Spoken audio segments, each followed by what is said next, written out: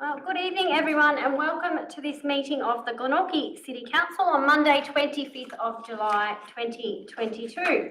I'd like to start by acknowledging the Palawa people as the traditional owners and ongoing custodians of this land on which we meet, and pay respect to elders past, present and emerging. I'm Beck Thomas, Mayor of Glenorchy and Chairperson of tonight's Council meeting. Joining me here in Council Chambers is Deputy Mayor Stephen King, Alderman Jan Dunsby, Alderman Angela Ryan, Alderman Sue Hickey, Alderman Kelly Sims, Alderman Melissa Carlton, Alderman Simon Fraser and Alderman Gay Richardson. Also here beside me is General Manager Tony McMullen, and we have a number of members of staff and members of the public joining us in our public gallery this evening. I take this opportunity to read a work health and safety statement for council meetings. Glenorchy City Council takes workplace health and safety seriously, and this includes physical and psychological safety. We have a duty to ensure that a safe workplace is provided for our employees, elected members, contractors, volunteers and members of the public who may be present at council's workplaces. Council meetings form part of council's workplace, and it's expected that everyone who attends council meetings will behave in a polite and respectful manner, refrain from using offensive language or making personal statements, and not be aggressive, threatening or speak in a hostile manner. Any disagreement should be expressed respectfully, and during debate and in decision making, we must remember we are elected to represent and serve the people of Glenorchy and to make our city the best it can be. Further to this, in line with council meeting rules, comments will be turned off for all online streams. It's not acceptable for members of the audience to call out their opinions when they attend meetings in person, so it's logical with online streaming being our virtual chambers that the same rules apply to participation online. We have 21 items on our agenda this evening, and agenda item 1 is apologies. We have apologies this evening from Alderman Peter Ball. Agenda item 2 is confirmation of the minutes of the open part of our meeting. I have a recommendation the minutes of the council meeting held on 27th of June 2022 be confirmed. Do I have a mover, please? Alderman Ryan, someone to second. Deputy Mayor, any discussion of the minutes? Alderman Ryan. No, thank you. No. Any discussion of the minutes? I'll put the recommendation to the vote. Please raise your hand, indicate if you are for. Alderman Hickey, would you like to vote on the minutes? She would, she's just called up. Alderman Hickey, sorry, are you happy to endorse the minutes? Yep, thank you, carried unanimously. Item 3 is announcements by the Chair. There are none this evening. Item 4 is pecuniary interest notification. Do any aldermen or staff have any pecuniary interest on any items on tonight's agenda? None. Item 5 is response to previous public questions taken on notice, and there are none here today. Item 6 is public question time. We have 15 minutes for public question time, and I note that public question time is an opportunity in the formal meeting for the public to ask questions of their elected council representatives about matters that affect ratepayers and citizens. Question time is for asking questions and not making statements. Brief explanations of the background to questions may be given for context, but comments or statements about council's activities are otherwise not permitted. The Chair, myself, I may permit follow-up questions at my discretion. However, answers to questions are not to be debated with council. I may refuse to answer a question or direct a person to stop speaking if I so decide that the question is not appropriate or not in accordance with the above rules, and I have the discretion to extend public question time beyond 15 minutes if necessary. We had a number of questions on notice. So one that we received from Michael Hangan on the 23rd of June in relation to election signs and whether they're subject to the provision of C1 Signs Code under the Tasmanian Planning Scheme, whether we'll be issuing infringement notices for failure to comply with the Tasmanian Planning Scheme and what penalties apply for a breach of the code. And the answers to Mr. Hangan's questions are included in the council agenda papers. We had a question on notice from Mr. A. Gordon of Glenorchy in relation to aldermen making public statements in social and traditional media which may bring the council into disrepute, asking how aldermen are made aware of their responsibilities under the Aldermanic Code of Conduct and when this was last done. Again, the answer to those questions is included in the agenda. And a question on notice from Mr. Bill Dodd of Claremont in relation to asking that council publish a record of attendance of aldermen for all council meetings since the previous election. And again, the answer is outlined in the agenda there. We received some late questions on notice from Janice Bryan of Montrose. Could council provide updated progress reports on the planned development at the North Chigwell Sports Ground in Gibbons Reserve Play Space? And I note that we have a full report updating us on those projects within our council agenda. Also, the answers to those questions will be included in the council agenda for next meeting. Another question in relation to whether councillors have obtained an expert site assessment of the contamination on the Gibbons Reserve uncontrolled tip site and developed detailed plans to protect the workers nearby community from airborne contaminants and leaching into the environment. In short, the answer is yes, but again, the full answer will be contained within the next meeting agenda. And finally, asking for an update on the plans for the constructions of the $20 million multi-sport facility at Wilkinson's Point, announced by the Minister for Sport and Recreation in February 2021, which is a state government project but we do provide a brief update to council's knowledge. Last update we received from the state government on the development of that facility. We understand there's been a number of delays in the planning and design of the facility. Commencement is now expected in the first half of 2023. $35 million community indoor multi-sport facility. Are there any other questions from members of the public this evening? Mr. Alderton, would you like to come forward? Good evening, thank you. Good evening. Good evening, everybody. Shane Alden, 290 Main Osprey Security. I have a number of questions I'd like to ask tonight in regards to item 10, your capital works status report. So the first question I'd like to ask is, through reading the report again, is around, I see once again, unfortunately, council's going to incur another overcost in the original budget estimate on a project being Montrose Bay Foreshore Park, because you've discovered some geotechnical issues when you've done an assessment. This is the second time this has happened recently. We had the same problem happen with the BMX bike track up in Colosa area. So what concerns me is we've got a lot of other future projects and ongoing projects going on up in the vicinity of Colosa Park, including the dam. So can I ask firstly, now we've had two of these occurrences, why are these types of projects not being geotechnically assessed prior to them even coming to council to be discussed and talked about and ultimately approved and grants, procured to go ahead with these projects? So that's my biggest concern is, can somebody answer why we don't do a more thorough geotechnical assessment before we proceed to a project like this? Thank you, Mr. Alderton. I can assure you that we certainly do that now, and that, as I just explained in short in response to the question from Ms. Bryan, we have done that at Gibbons Reserve before commencing any works there, and we also did undertake geotechnical testing, I think recently at another project, and I've just gone back, at North Chigwell. We undertook some geotechnical testing there before we sought to commit any project works there. So certainly it's something we are now aware that we most definitely need to do early stages and factor that into our projects. Right, so Mayor, through you, will council now be conducting these geo assessments on every project you decide to go ahead with? Seeing that we've had two occurrences now, and the other thing that concerns me is, has one been done on the Colosa Park dam area? Because we've had the 1812 landslip went through that area, caused some considerable damage. So. Thank you, Mr. Alderton.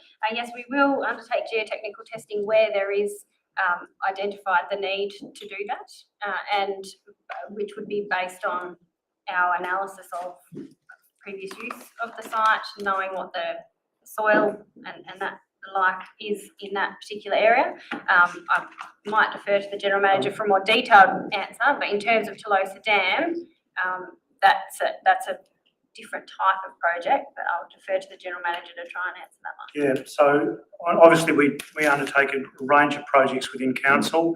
Some of those won't require geotechnical assessment, like, for example, we're doing a major core technology ICT review at the moment. That's a major project that won't require it. There are a range of other more routine capital roads projects and the like that we wouldn't ordinarily require technical assessment on. It's really these major construction projects that you highlighted are the ones that we're focused on, and certainly built into our standard approach now. We've got professional project managers on board conducting this work, and we are looking at conducting the appropriate assessments on a case-by-case basis. Can I ask, has there been one done on the Tolosa Park Dam? I mean, that's a deconstruction project, but that would obviously have geotechnical potential. That would have the potential for geotechnical issues and geotechnical ramifications. So, has an assessment been done on the dam? I might have to defer to the director there, but the comment I would make there is that this is a Taswater project, and council is contributing essentially half funding. But the director has been involved in the preliminary work, so I'll just double check with him. Yeah. Through you, Mayor. The geotechnical assessment has actually been conducted on Tolosa Park Dam. The dam wall itself has been subject to a number of investigations. It's to understand the profile of that dam. It's a clay-filled core dam, compacted earth. So we are aware of what is inside that dam. In fact, some of that material will be used to line the water features when we actually deconstruct the dam wall. The surrounding area has also been geotechnically assessed, and all the soil that is going to be brought in from other sites has also will be observed to be fresh soil taken out of the ground, or will be tested before it's allowed into the site. Right. Okay. Thank you. Thank you, Mr. Alderson. Okay, my other couple of questions relate to the Giblin Street Reserve project, and obviously this has the potential to have ramifications for other projects. So you've noted in here that you expect works to commence later in 2020 calendar year or early in 2023, noting that contract availability remains challenging. Are you able to elaborate on contract availability, the challenge, and what ramifications that has for council? Like, for example, more projects we see getting delayed, Mayor, the more the costs blow out, the more it costs the council, the more it costs the community. So what are the financial ramifications to contractors not being available to deliver projects on time? Who bears any blowout in costs? Thank you, Mr. Alderson. I would suggest that we enter into tenders and contracts with contractors before projects are commenced. So there are specifications we know from what that agreement is from the start, what the project is going to cost. Obviously, in any projects there can be variations, but that is one way, I guess, that we have some level of control over that we have set the budget. We know that when we go to tender and we enter into a contract based on a set or fixed price with a contractor. I think most people would be aware that construction industry all around is facing contractor issues, both in actually getting contractors to who are available to do works and in the supply of materials, and council isn't immune to that. So we're experiencing the same sort of delays and difficulties in securing contractors that everyone else is. Yeah, okay, which leads me to my next question. So does council's contract process, tendering process, have a framework within it to only award contracts to successful tenderers that can guarantee contractors or guarantee workers to commence the contracts on time? Yeah, certainly. I don't know the specific details around the details of contracts, but typically in construction contracts there would be clauses around timeframes and penalty clauses associated with delays. Right, which brings me to a final question. So if we do have a delay and costs blow out, who bears the, obviously, I'm hoping council does fixed contracts so that a project is delivered for a particular fixed price and any overheads are wore by the successful tenderer, unless, of course, those issues are beyond the control of that successful tenderer. I assume that's how you do it. So my final question would be who bears the cost if contracts blow out due to the non-availability of contractors? well, again, depending on the specifics of the contract and what we've agreed and what any timelines and penalty clauses are, but ultimately, if there are variations in a contract, then of course council has to pay, and council agrees to those variations, and council has to pay. So, Okay, yeah. all right. Thank you. No further questions. Thank you, Mr. Alderson. Any further questions? Mr. Dodge? Okay, good evening, Mayor. Thank you, everyone. I'll just do a quick follow-up question, and I note that the staff are quite busy at the moment with the review of the council services. So I'm just putting on the record that will Mr. McMullen commit to providing advice on that section of the Local Government Act that pertains to differential rates in October ahead of November budget discussions?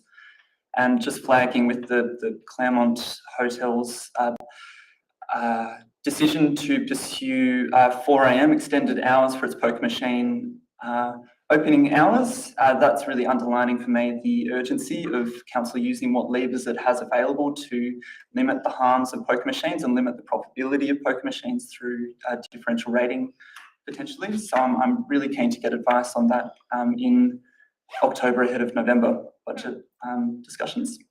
Sure. Yes, my question is around the role and responsibilities of councillors. So we've had some data revealed around attendance at council meetings and workshops and so on at the moment, and there's been a bit of disagreement online about what the roles and expectations are of councillors. So my understanding is that anyone can be effectively a critic of council from the outside. Anyone can perform that role, but crucially, the role of a councillor is to be inside council, on attending council meetings and participating in workshops in the planning authority.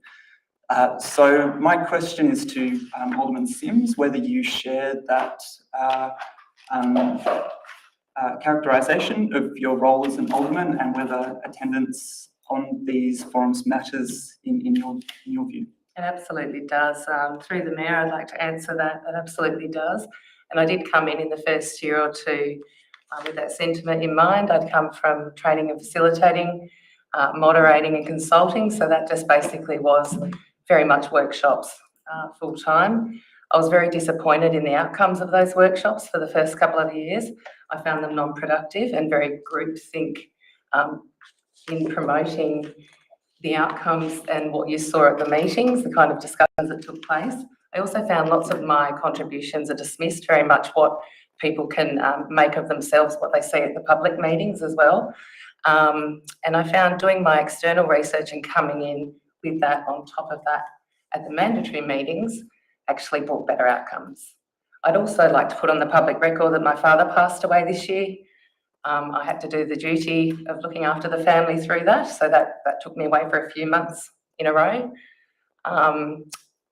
And I was also quite sick and diagnosed with an illness, which I'm now fully recovered from, so I appreciate that. Yeah. Thank you. Great.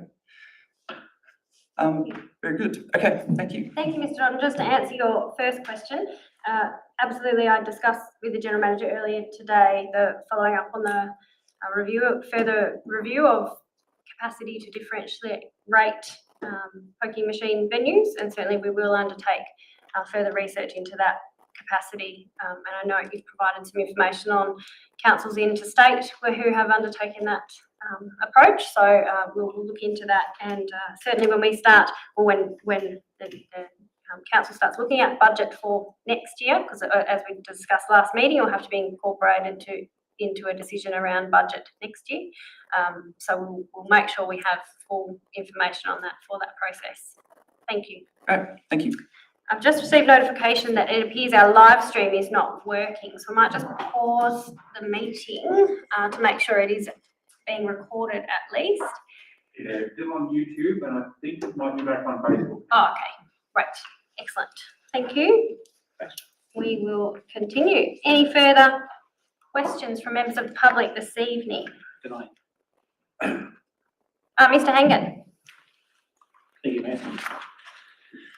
This will hopefully be a very quick and simple question. It's in follow-up from my previous question. Will council be writing to those people that received the notice to say that clause E and F were included, to advise that it was a technical error on behalf of council. Good, great question. So I think you're referring to the correspondence that went out to candidates of the by-election last year. Correct. That suggested that some of the signage was illegal or illegally put up and in conflict with the planning scheme requirements, and that there was notification of two particular clauses incorrectly made to, yeah. So we will take that on notice, but I'm sure, General Manager, we can, should and will do that. Okay, thank you. So I thought Easy. we can- Thank you, Mr. Hangden. Any further questions? Excellent. Thank you, members of the public, for your questions. Moving on to item 7, petitions addressing a council meeting through a deputation. There are none now. There are none. Thank you, General Manager. Moving on to item 8, activities of the Mayor. We have a recommendation that council receives a report about the activities of myself during the period Monday 20th of June to Sunday 17th of July. Do we have someone to move? Deputy Mayor, seconded Alderman Richardson, and Deputy Mayor. No, Mayor, seems to be busy as usual. Good on. Any discussion of the, yes, Alderman Dunsby? This virtual meeting with Senator Brown. Yes, absolutely. So we met, General Manager and I met with Senator Brown really on a couple of matters. One was to follow up on the commitments made by the Labor government during the election campaign, and pleasingly received commitment that they will absolutely follow through on the $1.5 million of funding for play spaces across our municipality of Glenorchy, and also the $100,000 contribution to a commercial kitchen at the MCOT Multicultural Hub in Moona. Also, obviously, the $20 million committed to the Greater Hobart Strategic Partnership for the extension of the Derwent Ferry service. So it was really just to touch base on that, and to say that the government is still getting its feet under the desk, if you like, and just 6 weeks in, establishing teams, and that they will be back to us with further information on timeframes and how we can work together on that implementation of those funding commitments over time.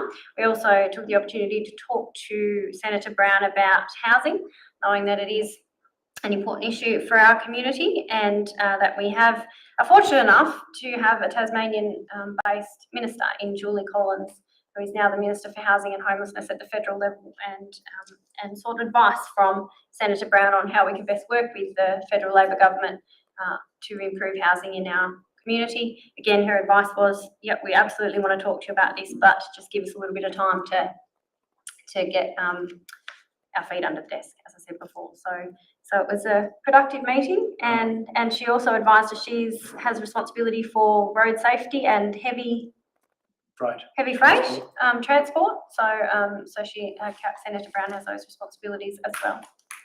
Did I miss anything else, General No, I think Manager? that was it, as Assistant Minister for Infrastructure. So. Okay. A subsequent question, your meeting with Gary Fisher, President of the YMCA. Yeah, I took the opportunity, or I reached out to Gary Fisher as President, because there is quite a bit of community interest in the redevelopment project at the YMCA. So I just wanted to be able to give the community, when they ask, a bit of an update, if you like. So I met with Gary, who advised that they have, the YMCA has secured the funding, has a signed deed with the federal government for the $6 million for the redevelopment project. They are working with Doc4 Architects to look at the design for the redevelopment, and consulting with the neighbouring sporting clubs around the KG5 precinct and other neighbours around that area on, user needs for that sort of sport and recreation facility. So it was really just a general chat to I guess I wanted some comfort to be able to provide to the community that things are progressing, given it's been sort of closed for the most part since COVID to the general public. So got that assurance that things are certainly progressing. They are recruiting soon for a new CEO as well. So Thank you. I'm sure the community will appreciate that uptake because there is a bit of a misunderstanding that it is council's responsibility, but it is an independent organisation. So Yeah. I think your words there have just clarified that. Yeah, thank you. And he also was grateful for the support of particularly our Director of Infrastructure and Works, Emilio Reale, and the council team in giving some advice and support through connecting with Doc4 architects and that sort of thing as well. Thank you. Nothing further. Any further discussion? Alderman Carlton. Thank you, Mayor. I'm interested in your meeting with Sabrina McKay from the Glenorchy Youth Task Force. Just wondering if you could give us an update, please. Absolutely. So, Sabrina, I had a chat to at the volunteer award ceremony actually, and she showed quite an interest in different elements of council and how council functions. And I offered to catch up with her for a coffee just to have a chat about a few things. And so it was really just a general sort of catch up. She's very committed to the youth task force, and they've got some new members recently, so they're quite energised and wanting to do some more events and things at council. And I wanted to raise with me also how we can look at the youth task force having more linkage through to council, which I know is something we've discussed in the past in terms of how our reference groups link in through to council. And I know the youth task force isn't necessarily a reference group as such, but it's something for us to consider. Thank you, and appreciate that update. And I am pleased to hear your comments because we heard from Youth Task Force in the early days where Alderman actually sat on the committee, and there was that strong linkage.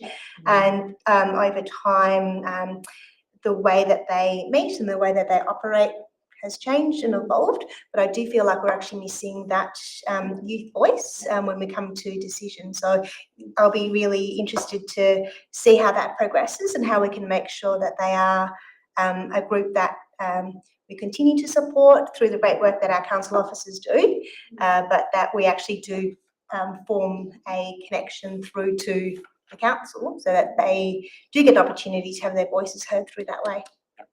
Yeah, thank you, Alderman Carlton. Any further discussion? No, I'll go back to the mover, Deputy Mayor.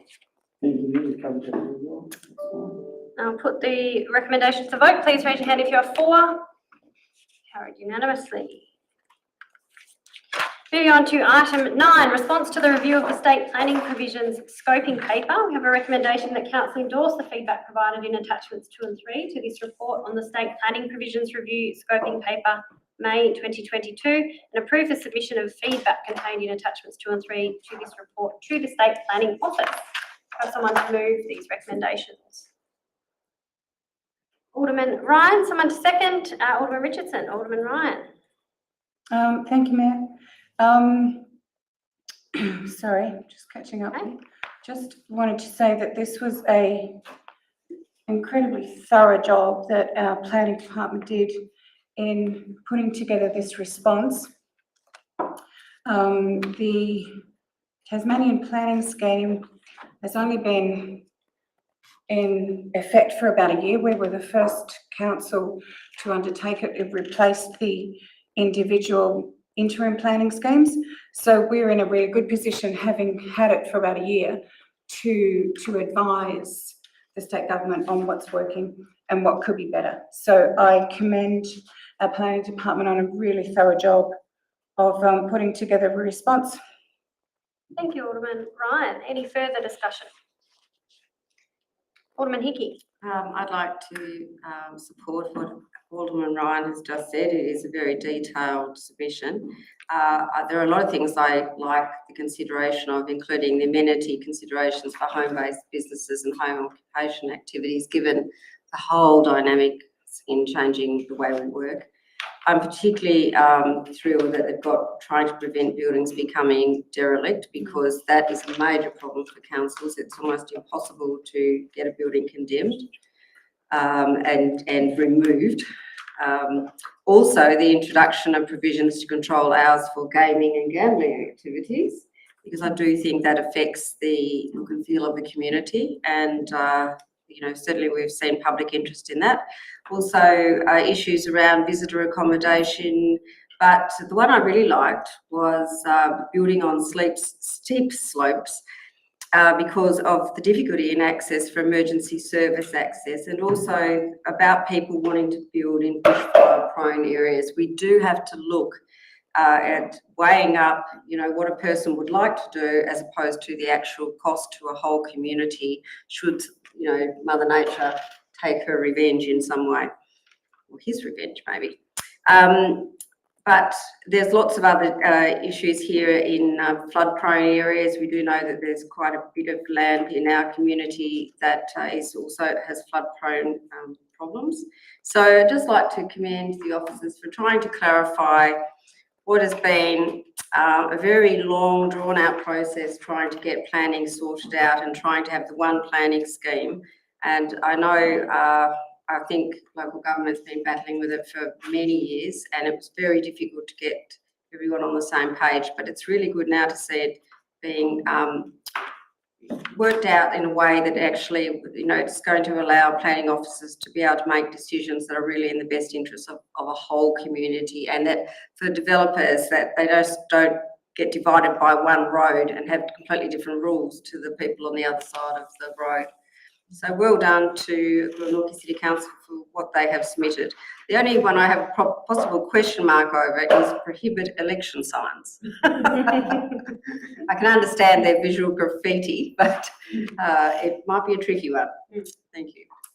Thank you, Alderman Hickey. Alderman Carlton. Thank you, Mayor. I had a similar question to Alderman Hickey in the reference to prohibiting election signage, which we see on page 20. That relates to areas that have been identified that caused additional concern with the SPPs. It also referenced that additional information about those particular concerns were talked about in the attachment. And so when I had a look in the attachment to see what in particular our planning officers were concerned about, there actually wasn't anything in the attachment. So I'm just wondering if we could get some additional information about what that concern is and what council's likely to put forward. So in our attachments, it's page 60, where it talks about the code is around signs. The issue is election signs and prohibit election signs, but there's no suggested reword or comments. I wasn't 100% sure where council officers were leaning or landing on that particular aspect. Yeah, thank you, Alderman Carlton. I think I may be able to answer that one because I think I was the one who might have suggested it when we did have a workshop discussion around the report that council officers had prepared, and I think there are a number of things that us as aldermen around the group sort of were throwing out there for consideration. And one of the things that I think I raised was, wouldn't it be great, it'd be a level playing field if we didn't have election signs at all? So obviously that's something perhaps they've thrown in there for consideration. Perhaps given at an officer level, I think some of the issues around actually monitoring and policing compliance, it can be an issue as well. But that would be my contribution, because I think it was probably my fault. But I don't know if, gentlemen, do you want to add anything, or through the director, may want to add anything? Mayor, I've got nothing I can Got add nothing? at this stage. We might have to take one on notice. Yeah. Through you, Mayor, the comment was picked up out of the workshop, and it was actually capturing that feedback and then putting it in the report for people to be able to see what feedback was collected. But I might throw to Lyndall Byrne, our strategic planner, to just provide some clarification on that. Thank you. Lyndall? Yeah, through you, Mayor. Yes, so basically there are some concepts and ideas in that list. And then there are some areas where we've been able to put some significant thought and suggest rewording. So that's why there's, some areas have a lot more detail associated with them, and some areas are really just conceptual that need to be, I guess, thrashed out a little bit more in consultation and discussion with the State Planning Office. Thank you. Thank you, Lyndall. Director, anything further, Alderman Carlton? So in regards to the recommendation, so we're being asked to endorse the feedback provided in attachment 2 and 3. And we're asked to approve the submission of the feedback contained in attachment 2 and 3. So being literal, what are we actually saying in terms of that feedback? So in terms of the actual document, attachment 3, what we're saying is just prohibit election signs, and whether, you know, that's what we're endorsing and that's what we're supporting tonight. So whether, is that what we're actually putting forward, prohibit election signs? It sounds like it. Which page are you looking on? Okay, so in the attachments, page 60 of 129, our feedback around the signs code is, so for election signs, we're saying prohibit election signs. And the recommendation is that we endorse the feedback provided. And number 2, we approve the submission of the feedback contained.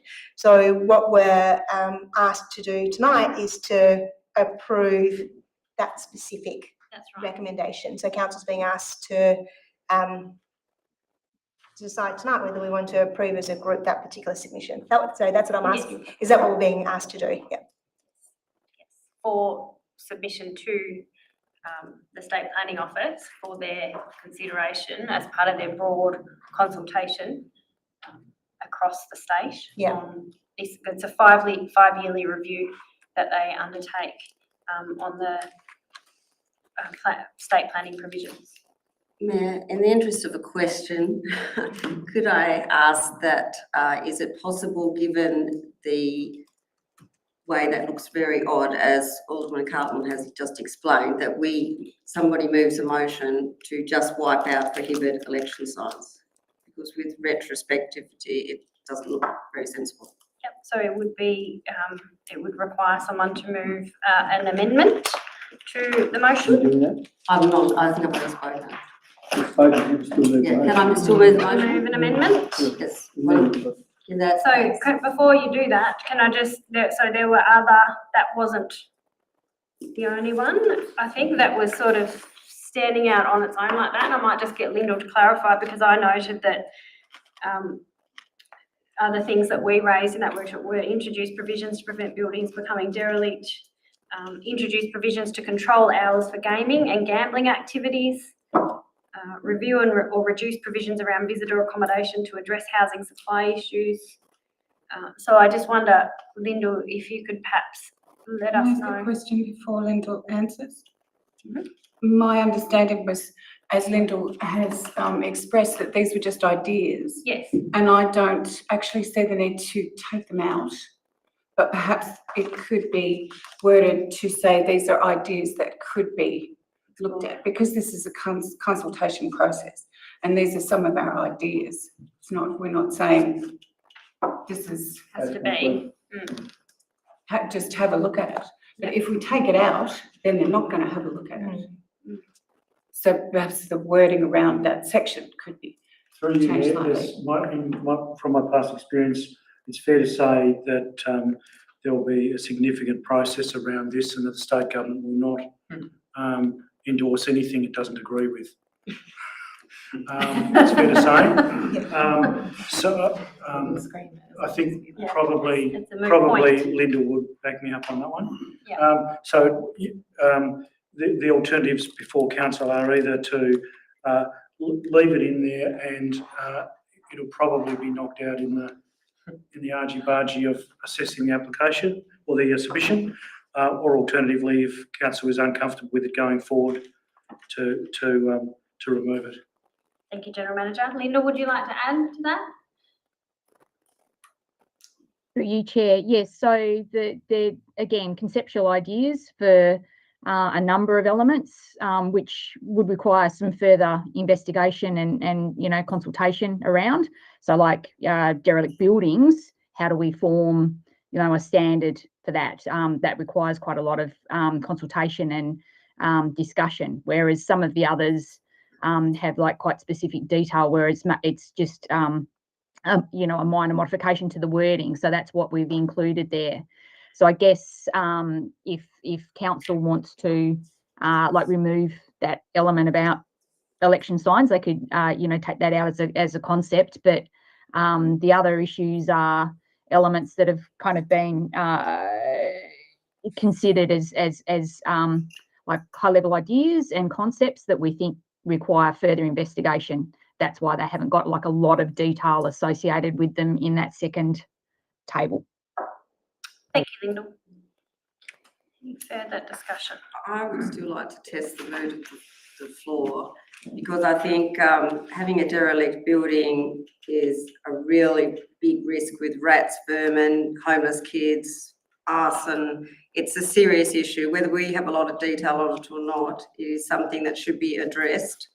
But I think prohibiting election signs is such a low priority compared to the other things there that it kind of takes away the seriousness of this very important So motion. what's your question? Because I'd just like to make sure everyone's had the opportunity to. So I'm testing the will of the council. Would they like to support a motion? How about that? Support a motion to just remove prohibit election signs from the document that we could possibly endorse the feedback in. So support an amended motion. Yes, please.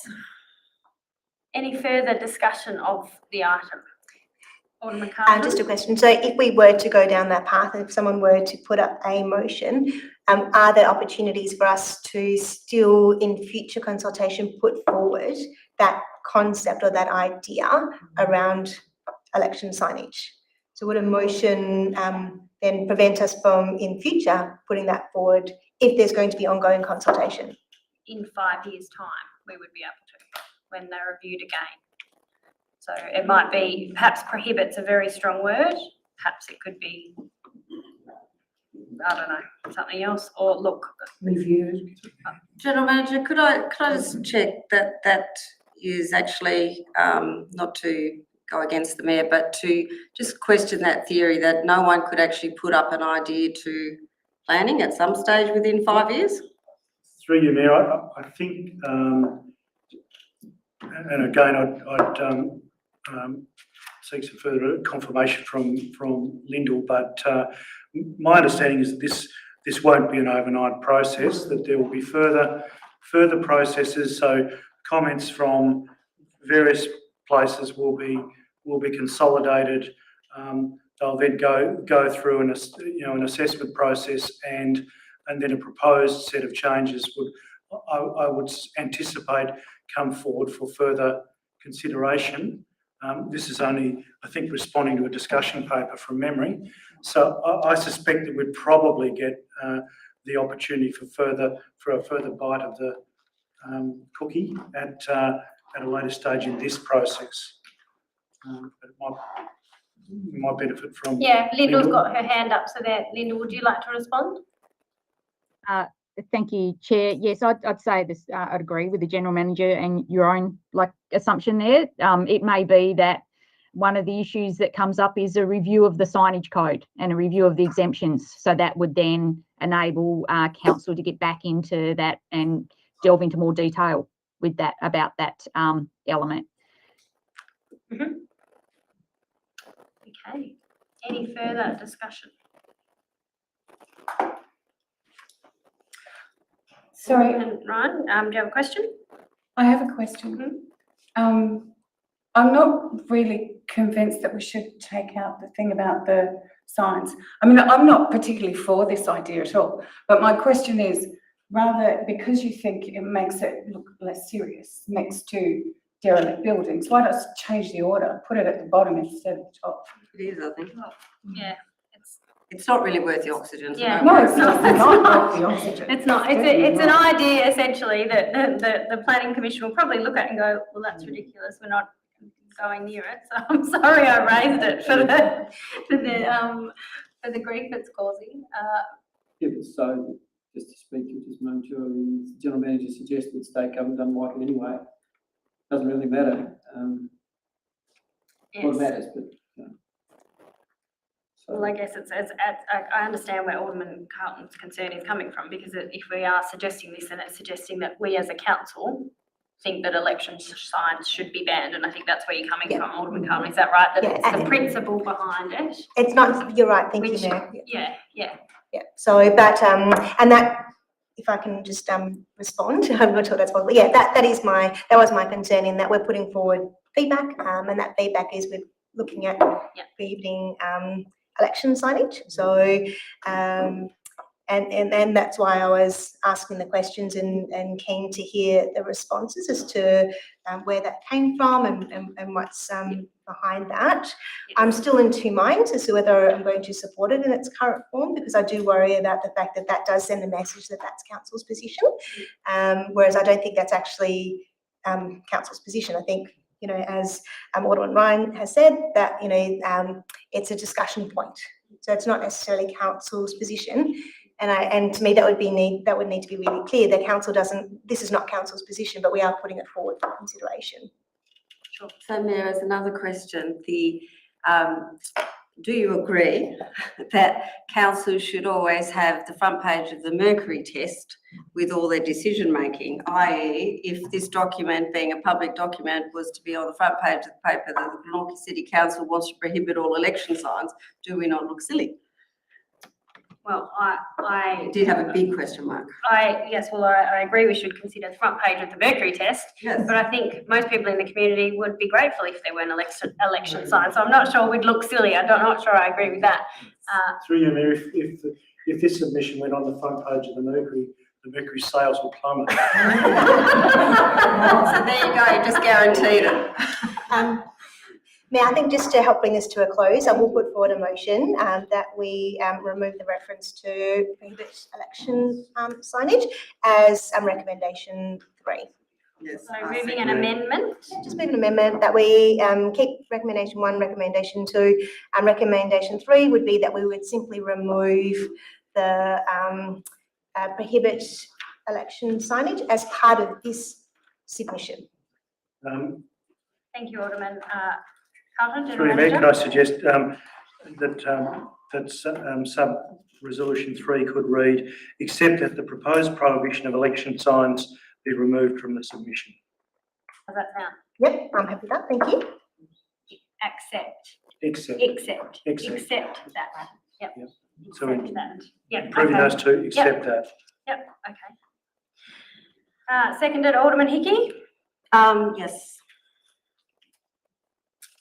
Okay, any further discussion of the amendment, please say no. I don't think it needs any further discussion other than I think just to draw it to a close, let's just put it to the vote. So we will put any further discussion of the amendment? No, then I'll put the amendment to the vote, noting we are voting to accept the amendment, not the actual motion. Raise your hand if you are for the amendment. That is carried unanimously. So we will resume debate on the full motion. Any further discussion of the recommendations? No? No? Then I'll go back to the original. Actually, I might briefly speak to say that I understand the concern. However, I do still, and I will support the motion because it's important that we as a council have a say on behalf of our community on the state planning provisions. This is where we do play a really important role as a council when it comes to planning in strategic planning. It's different to the hat we wear as a planning authority in deciding development applications, and this, I believe, is really an important role representing our community in how land is used strategically within our municipality. Every 5 years, as we've said, we get the opportunity to review this high-level framework that is the state planning provisions, and Alderman Hickey rattled off before a few of the areas that our council officers have very diligently identified. Spoke eloquently. Sorry, Alderman Hickey.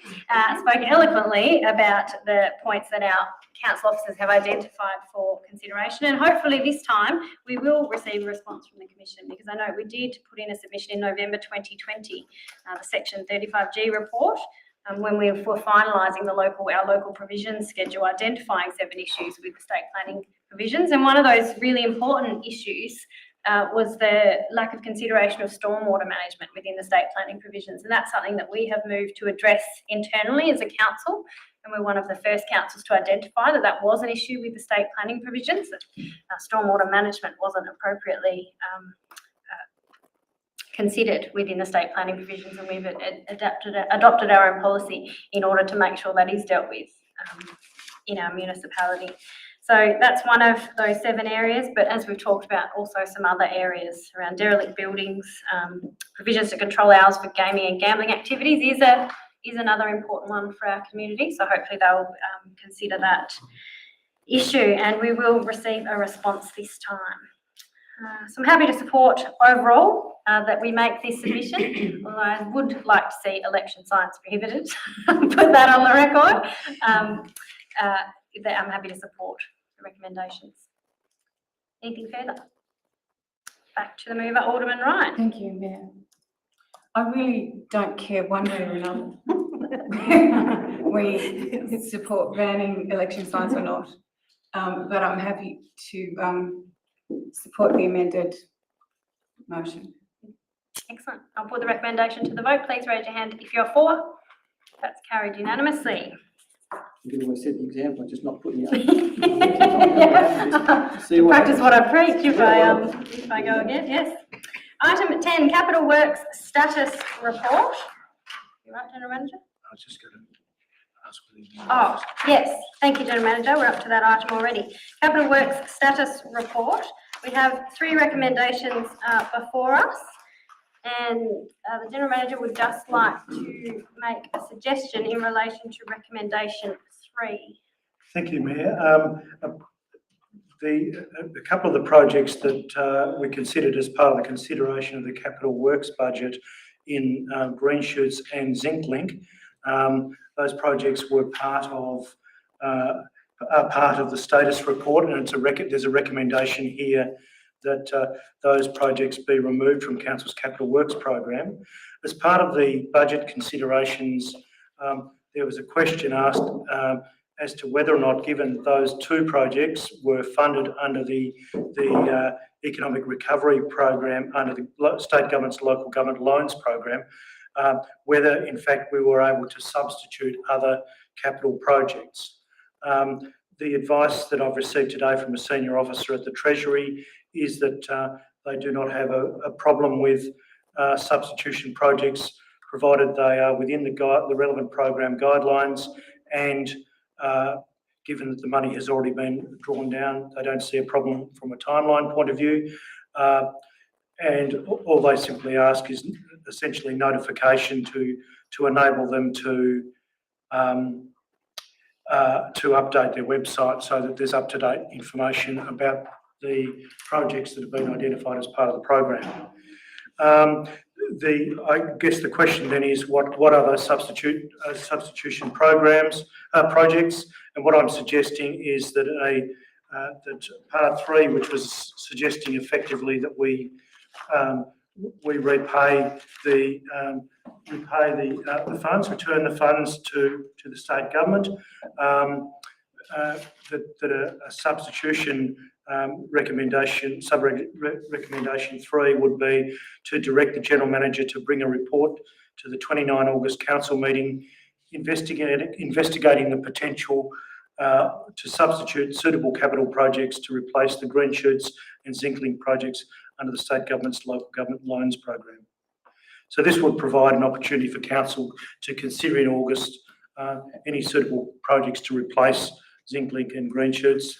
And Council obviously would be at liberty still, doesn't foreclose the opportunity for Council to simply elect to repay the monies at that later meeting. It just gives us some breathing space. So you want an amendment there, General Manager? We haven't moved that motion yet, or you just want to change that motion? He wants to suggest that becomes the motion. That becomes, Yeah. yeah, that becomes the motion. So we don't, Motion, nothing's been moved. we don't need an amendment.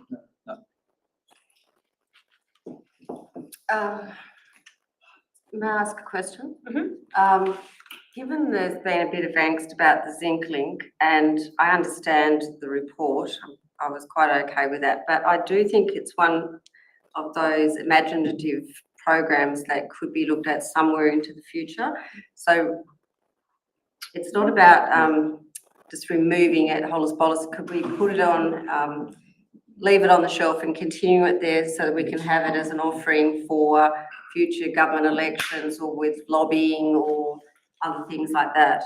I accept the Green Shoots, that's past its time, but the Zinklink is a dream project for the future. And if there was some way of just keeping it on the shelf and when, at a time in the future when the council is in a better financial position, it may be able to use some influence. Just a question to add on to that, Mayor, should we add to that maybe future costings done on that complete project so that we get a complete understanding of what it would cost based on the information that we got through our director, that a lot of unknowns in that still, and taking over long-term leases of that laneway and the bridge, etc. Thank you, Deputy Mayor, and thank you, Alderman Hickey, because I had made a note here to add to recommendation 2, but keep ZincLink on the project register. Because I think it is an important, obviously it's been identified as an important feature for our community going forward, but I think we've got to be mindful of what we've got factored into our annual plan already for this year, and asking council officers to do more work on costings and planning for that this financial year, probably not in the future. in the future. But we cost it out completely before we make decisions. Yeah. So keep it on the project register would be what I would suggest. So Alderman Hickey, is that what you're suggesting, to add that? Yes, that I'd recommendation? like it to probably not have the immediacy of getting rid of it, and not the immediacy of starting on it either, so that the officers aren't under pressure. Mayor, I'm just conscious that I jumped in early to just suggest an amended motion. We might be starting to get into debate. Into debate, yes. But Thank you, General Manager. I'm happy to just provide a general response around ZincLink once we've got a motion. Yep, so do I have someone to move that as a motion then, as the General Manager has suggested for recommendation 3, which was that. So the full recommendation would read that Council 1, receive and note the capital works status report for the period ending 30th of June 2022. 2, approve the withdrawal of the economic recovery projects, green shoots and ZincLink from councils. Perhaps we could put 2022-23 capital works programs, but keep ZincLink on the project register. And 3, direct the General Manager to bring a report to the 29th of August Council meeting investigating the potential to substitute suitable capital projects to replace the green shoots and ZincLink projects under the State Government's Local Government Loans Program. Do you have a question, Alderman Richardson? I'm just wondering if 2 should just refer to green shoots and we leave ZincLink in for the report to come back regarding alternative use of that funding. No, because I think we are stating that we don't have capacity, and we won't have capacity with just that amount of funding to do it in the 2022-23 financial year. Do I have someone to move that as recommendations? Alderman Hickey, someone to second? Deputy Mayor? Alderman Hickey. Well, I'd like to commend the Director and the officers for bringing this report to Council. I mean, it's always disappointing when we don't meet targets, but given the year and the year prior to that this state has experienced, given the lack of labour, the difficulty in getting management of any capital works projects in the state, there are so many competing projects for massive buildings, including hospitals, universities, other houses. You know, it's just impossible. So every tradesman that I talk to cannot get apprentices, cannot get staff. This is a time unprecedented, I think, until just after the war, when you are seeing massive development on the scale that we're seeing in this state without the resources to match the cost competitiveness of it. So in other words, the builders can charge what they like, plus they are all suffering because the cost of goods has gone up so much, cost of transport, all the input costs. So the fact that, I think I've lost my place on my computer, but the fact that we've sort of met 80% of the targets in some of those areas is actually quite phenomenal. Where we've got transport capital renewal program is 94% expended, the stormwater is 80% expended, is a pretty good result, given that even ICT, which is, you know, a sinkhole for most organisations of this size, was 87% expended. And as I say, we've got to just put it in context that this is no ordinary year. It's a year where we're competing against every other council in the state for the same access to providers of services and building materials, etc. So whilst, you know, in an ideal world, would have been lovely to spend our heads off, it just hasn't been possible even, but then again, it's probably aided our financial situation somewhat, but it just means we're deferring what will cost more into the future.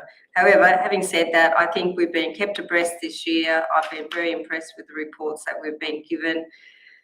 And I would like to acknowledge the hard work of the officers who've tried to deliver in what I would say is a very, very bad year for major projects. Thank you, Alderman Hickey. Any further discussion of the item? Deputy Mayor. Thank you, Mayor. Through you, I'd just like to concur with Alderman Hickey's comments and particularly thank the Director for the in-depth report and the warning signs of us getting involved in something that could just blow out until we know more about it. I really appreciate that. As good as it feels, and it would feel good, I'd rather get the whole story before we put the shovel in the ground with something like that, and I'm grateful for the protection that we received there because of that. Thank you. Alderman Sims. Just through the Mayor, I have a couple of questions. I have to also note that I disagree with the Deputy Mayor around a feel-good project. I think it's really important around accessibility for our community. We've got a lot of feedback. The community have been loud and clear that this is something they're very interested in.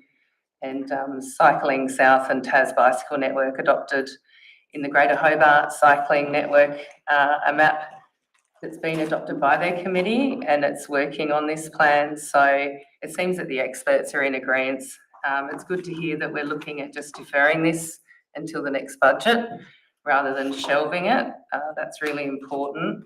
I did note in the report that some of the matters that needed serious consideration before progressing were noted 1, 2, 3 and 4. I think 3 and 4 are quite straightforward. Council do that all the time. We take on land and what comes with that, the risk, the pros and cons. Just like a bit more information around number 1 and 2 and what kind of, I suppose, research and assessment was undertaking before we originally approved it and why are these issues now? Thank you, Alderman Sims. General Manager, Director of Infrastructure Works, Emilio Reali. Sorry, just for a bit of further clarification, are you referring to the? So council would need to become the rail corridor manager before a lease could be entered into for the land. And number 2 was council would need to take ownership of the rail bridge. So working with, I suppose, state government and taking on the renewal costs and things. Through you, Mayor, the rail corridor, the land that's owned by, well, Tasrail, can't be just handed over to another authority to run without there being appropriately qualified to run a rail corridor. So we would have to become what's known as the rail corridor managers and take over all the responsibilities that go with that. So level crossings, maintenance of it, and the safety standards that go with a rail line. And we do that already in our municipality? No, we don't. We don't? No, so the land that we lease for the cycleway is actually a separate piece of land under a separate lease. It's not run as a rail corridor. So, but if we take over the land the proposed Zinklink project is on, we would be the rail corridor managers. And we would have assessed this before originally approving it and garnering funding and things. There was consideration for council to actually enter into it and take it over, but there's a fair bit of responsibility that comes with this. And more work to be done there. Yes. Okay. Yeah. So we take over all the maintenance that goes with it. As far as the rail bridge, we've had discussions with State Growth, and State Growth advised that if council was to take that over, they would like council to take over ownership of the bridge, and the bridge is not built to standard, and it actually needs a lot of improvement work, and the height of the bridge they would like to see it raised to suit the national standards. So that would all become, once again, council's responsibility to do. Okay, and the ongoing asset management. Exactly, the maintenance depreciation all comes to council then. Yep. Okay, I don't think it's the worst idea to defer this for a year then, by the sound of it. There's a lot of work to be undertaken and scoped. That's correct. Thank you. Appreciate it. Mayor, if I might, thank you for the comments. I just would like to provide a bit of a qualifying statement on the percentages that we've achieved with the expenditure. The expenditure is based on our the year-to-date expenditure compared to budget. It doesn't include all the major grant-funded projects. They're actually removed and monitored and I guess managed separately. But what we'll see in the annual report will be slightly different to this capital works report, because what we're doing is showing the expenditure that we achieved for the program, but capital works projects don't just end on the 30th of June. So some of those projects will still be works in progress into the next financial year. So the actual capitalisation process will sort of continue right into this financial year. So when you see the actual capital works completed, the percentages are going to be a bit different to what's been expended. So just to, in case you see some differences, that's why. Thank you. Thank you for that clarification. Alderman Richardson. In relation to that. Basically, in the report, Council and Taswater are still scoping the works for a cost estimate. That's right, yes. And work will commence by the end of this year still or not? Through you, Mayor, Taswater, we've met with Taswater just recently, and they commented and pretty confidently that works will commence this calendar year, before Christmas. Before Christmas, yeah. Thanks. Fine. And just on that, we will be starting to cart some material into Tolosa Dam probably in about 3 weeks' time. There'll be some materials start to actually come into the dam ready for the decommissioning work. Wonderful news. And also just regarding that flood impact assessment and modelling, when's that due? Because if the weather forecasters are to believe, we've got more rain coming through this summer, a wet summer, that assessment? It's actually been undertaken now, and I guess this stage will be completed in a few weeks, but we've already got some information from it of works that we can do this financial year to try and reduce the impact of flooding. So they're probably works that aren't included in the capital works program because the impact of the last lot of floods that we've had actually highlighted a few other issues which the modelling's been undertaken on so that we can actually complete the works. Which affects budget. Okay, thanks. Thank you, Director. Any further discussion? Alderman Carlton. Thank you, Mayor. Do you have a question through you for the Director? Sorry. Thank you for the report. It's been great receiving these regular updates, and we can see that it's something that the community appreciate as well. We've received obviously some feedback regarding some of those projects, so that's always a good sign, and we appreciate that. The Prince of Wales Bay project, so we're talking about being able to use funds that haven't been spent and just shift a few projects around. In particular, some money is being moved across from the project that was proposed for the Cadbury Sports Ground, which is some lighting and upgrade to change rooms. I'm assuming that project is just being moved forward, so that project hasn't been cut. It's just not going to occur this year, but it's still on the list of projects. Through you, Mayor, that project we actually got a community sport and rec grant for. So we didn't have to utilise the money that was already put in the budget by council. We were actually able to fund it with a community sport and rec grant, hence gave us the ability to allocate that money to the Prince of Wales Sports Ground Okay, redevelopment. fantastic. So there's no impact on that particular project this year. That's great to hear.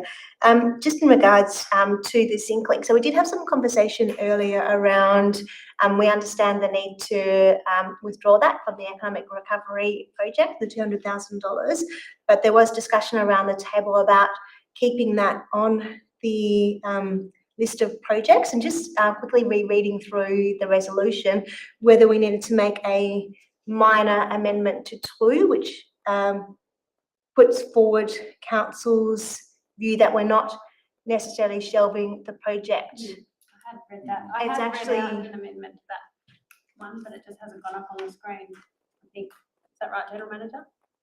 It's not up there at the moment. Yeah, I did definitely read out from council's 2022-23 capital works programs, but keep Zinc Link on the project register. That's what I thought. Yes. So Yeah. I don't know if we just need to adjust Yeah, what we're seeing so on the screen. If the minute taker could add that in, Thank you. that would be wonderful. The reason why I think that's good, and I'm quite supportive of that, clearly it's not something we can do out of the Economic Recovery Project. It's not something that we can do in the next 12 months. It might not be something that council can do at all, having heard from the director and reading in the report some of those constraints. I do think it's an important project for the community. I'm quite familiar with that area. I do see a lot of people using that bridge for all sorts of reasons, coming from the school, people that live in Witana. I think Witana is one of those suburbs that, and there'd be other suburbs like that in Glenorchy, but they just don't have safe access to the bike track. There's no way to actually travel from Witana through to the bike track without going via Cornelian Bay, which has no footpath. Or going down Albert Road or going down Hopkins Street. So I think, and it may be part of council's tracks and trail strategy, which we have considered previously, but I do think it's important that if that's not the project that we can do, can we advocate for state or federal government to keep control of the bridge and that they deliver that project, given the importance. Our role is to advocate, or is there other ways that we can link Witana to the bike track? And once you link to the bike track, you're linked to so many other places, which fits into a lot of council's other strategies around transport. Yeah, thank you, Alderman Carlton. I know that has been updated now. If we could, do we need to spell zinc with a C? There are two Consistency, there's two different spellings. There's the American version and the England version. Yeah, but I totally understand that that's it's just not doable in this with this particular funding and with the projects that we've got. But I really do feel that it's an important area for council to keep in mind. And if that's not the project, then how else can we link a suburb like Witana and potentially Goodwood as well through to the bike track to make active transport something that's more common and more frequent? Thank you, Alderman Carlton. Any further discussion of the item? I'd like to speak to the item and thank, as my fellow aldermen have, the director and the team for their efforts in our capital works project over the past 12 months. That's an area of has been of focus for us as a council, particularly over the last 12 to 18 months, after a few years where we have struggled to keep up with our capital works program. As the report says, the CapEx program for the financial year contained 326 separate expenditure lines totaling 19.64 million. So it's a significant, the most we've ever had in our budget. And there were some delays due to contractor availability, weather and supply issues. But despite this, 93% of the renewal program was completed across the 6 areas of transport, stormwater, ICT, property management, plant and equipment and vehicles, which is a considerable improvement on the 2020-21 result of just 61%. Pleasingly, the $1.18 million Edie Street amenities building project is now complete, as is the $3.3 million landfill extension project. So really great to not only be seeing projects underway, but getting some projects completed. The $3.4 million Giblin Reserve Place-Based project has been out to tender and negotiations are taking place with the preferred tenderer to make sure we get it right and know that costs aren't going to blow out, as Mr. Alderton was referring to earlier this evening. Works are expected to commence hopefully this financial year, pending council's approval, obviously, of the contractor and contractor availability. The Montrose Bay Skate Park has now received a planning permit, and the procurement process for construction of that project is underway. Work has commenced to install solar panels on council chambers with the view to saving us around 25 grand a year. Safety fencing has been placed around a number of playgrounds around the municipality, including around the half basketball court at Beadham's Reserve in Claremont. The Deputy Mayor and I are going to go and have a game soon. Work is underway at Prince of Wales Bay to develop 2 new junior soccer fields, and we know there is desperate need for more soccer fields across Greater Hobart, not only in our municipality. ARTAS has been appointed to design the new North Chigwell Soccer Amenities Building, and detailed design work has already commenced on the KG5 soccer change room replacement. Work on the new lighting and synthetic pitch replacement will occur in September this year. Work at Tolosa Dam, as Alderman Richardson mentioned, is expected to commence late this year, which is really pleasing for our community, something they've been really wanting us to get a wriggle on with. We've reached agreement with Taswater on the funding for that project, and it's great that we'll be able to use fuel from local projects to save some money there as well. I know discussions are continuing on the relocation of the BMX track, and we hope to have a final decision from Sorell in August. Is that right? Fingers crossed on this, and we're keeping in contact with both Mona and the Southern City BMX Club to make sure we're clear on potential lease commencement date for Mona, and we've given assurance to the club that they can hold their state titles there in October this year, which was really important to them. We've had improvements to playgrounds at Montrose Bay Foreshore with a new basket swing and rubberised softball put in there. Improvements to the playground at Barry Street Reserve, and I just had a question about that, Director. Have those improvements been done yet at Barry Street? Mayor, the Barry Street playground hasn't been completed yet because of the long lead time on getting play equipment in. However, the reallocating some of the funds for fencing was so that we could get other work done in preparation for finishing off the play spaces, and out of the play spaces budget this year we'll be not doing the fencing but reallocating it back to playgrounds. So it was part of the shuffle we had to do getting towards the end of the financial year. So yep. Okay, but that will be happening at happening Barry soon. Street. Yep. Happening soon. Excellent, great. So I'm really pleased to note these updates, and it's pleasing, as my fellow aldermen have said, to see these reports coming to us regularly as a council. We do still have a bit of work to do in promoting these updates to the community. Very few of our community members, I think, read council reports, so we can get better at promoting a lot of the work that we're doing in this area, and I know that's something we're continually working on at council.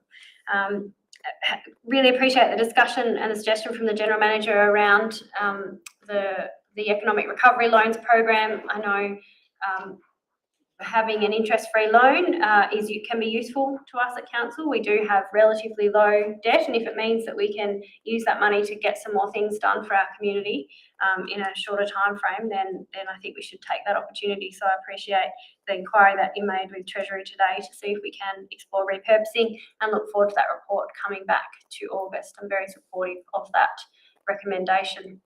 Also, here, the conversation around the table, and want to note that we have received emails from community members today in relation to the ZincLink program. So whilst I know I haven't had a chance to reply, maybe some of my fellow aldermen may have, but I certainly want to note to those community members that we have received, heard your feedback, and that pathway is particularly important to you. And although it's a particularly complex project, as the Director has detailed and as the report details, you don't necessarily need to throw it out totally. It's just going to take probably some time and ongoing negotiation and liaison with the state government and Tasrail to work through some of those more complex issues and seek funding, perhaps support for. So I'm very happy to support the recommendations, and I'm grateful for the work of our teams in getting on with these capital works projects to make our city a better place for the people of Glenorchy. Any further discussion? I'll go back to the mover, who was Alderman Hickey. Yes, thank you, Mayor. I think that we can't underestimate the effort that's gone into the outcomes in this report. When I first came onto council, I felt there was a lot of dysfunction around the capital works over the past few years, and I feel now that it has like some leadership and some guidance, and we're actually seeing productivity. This council has had to make some very tough decisions on, we have, you know, a tiny little budget, but we've got to maximise it to get the best outcomes for the community. And whilst it's easy to skim a quick report, the attachments and the workshops that we've had in the background to support our officers has been extraordinary. We're given very good reasons why we can't proceed with a project. We are allowed to thrash it out and discuss alternatives such as this zinc link, just to keep it into the pipeline. But there is only so much a council can do. Capital Works is possibly the most visual and has the biggest community impact of anything a council does, because it improves the amenity and health and, you know, wellbeing and sports grounds, etc., of the community.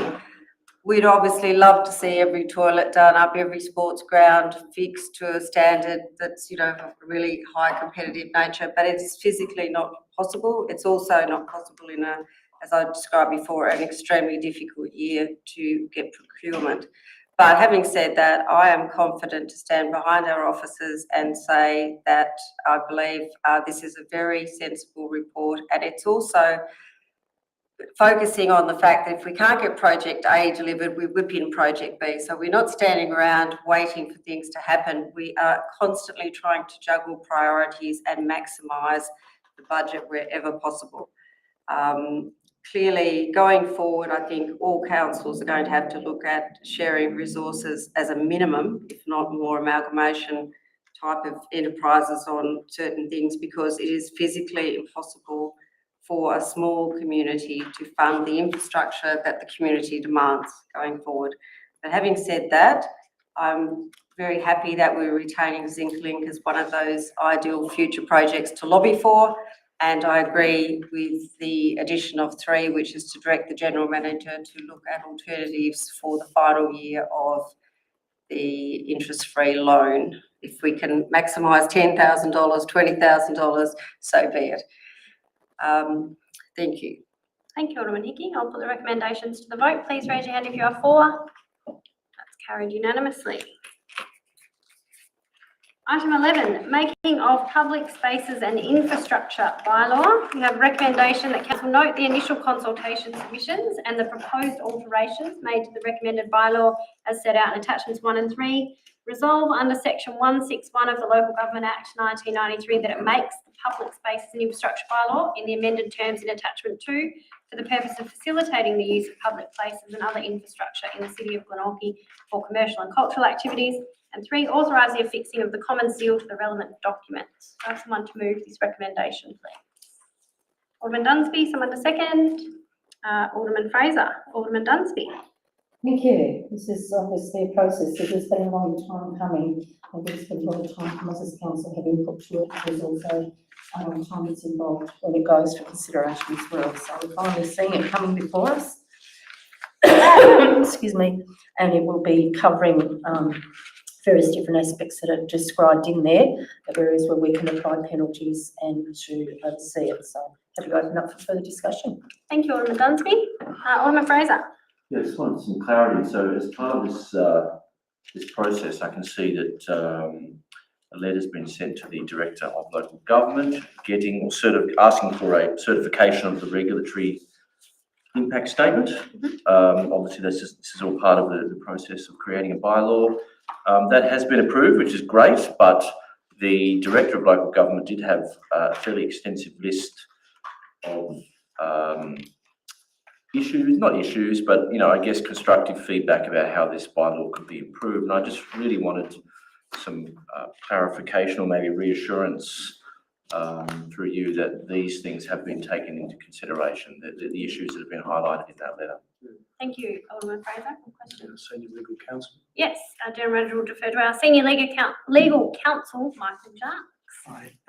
Yeah, look, it is a long time coming. It has spent most of the intervening time with the state, and it's been a little bit more long-winded than we would have preferred. The comments that have come back are consistent with comments that have been made through the making of the risk process, particularly from one of the staff members in the office. I did read them again just to make sure. We've had long discussions about this. The role of the Director of Local Government is not to amend the bylaw or criticise the bylaw or anything. Their role is purely the risk statement and purely the economic competition elements of it. There was quite a bit of an exchange about things like roadside dining and mobile food vans, which the council, as I understand it, has recently put in place new policy arrangements for. And I think that explains what this bylaw really is. It isn't a procedure or a policy. Council makes those. This is actually a law. It's the only council's lawmaking power. So all it's trying to do is simply put into place a framework of duties, powers and obligations. It's not trying to explain every element of it. So for example, if the council decided in its mobile food van policy that it wanted to permit an activity in a particular way and perhaps ban people from going to a particular park, this bylaw has enough scope and flexibility in it for that to be able to be enforced. So I've used very general statements in it quite deliberately. And so it has led to criticism that we're sort of suggested we're taking our parameters were a bit broad. That was quite deliberate. It's also derived from my own experience of working in Launceston, particularly with animal and parking bylaws. Those are quite frequently contested in court and people do work on every word, and the more sophisticated and complicated they are, the more ways there are to get out of the provision as a general principle. So all it does is really say, pretty much this whole thing really just says, if you're doing activities which are particularly noxious, ask us first and get a permit, as we call it. But we describe a permit very broadly. So it means that if you've got a letter saying that you're allowed to fly drones into Losa Park, that is a permit already. You don't have to get a particular piece of paper saying I have a permit. So it preserves pretty much automatically all the activities that people are already doing, so they won't notice any difference. But it just means that people who are doing new activities that are perhaps they might need a bit of help, they might need, someone from the council might need to go around and say, well, that's interfering with your next door neighbour. I want to give you a direction. Can you please move 100 metres down the road? That's quite a broad power, I will admit. But it allows that policy to be given its full weight. The person's obliged to move 100 metres down the road. We will never fine them. It's just that we can use that bylaw persuasively to ask them to move on, and 90% of the time they'll work. So the criticisms I'll accept that have got a basis in truth is that it's quite a small bylaw, but it's quite broadly expressed. So they have expressed some concerns about the broad nature of the words. I believe that we've got sufficient controls in place so that should not be a problem for people. As I said, all their existing activities are already preserved. If they have a right in law to do something, there's explicit statement in there that the bylaw is not going to override that right.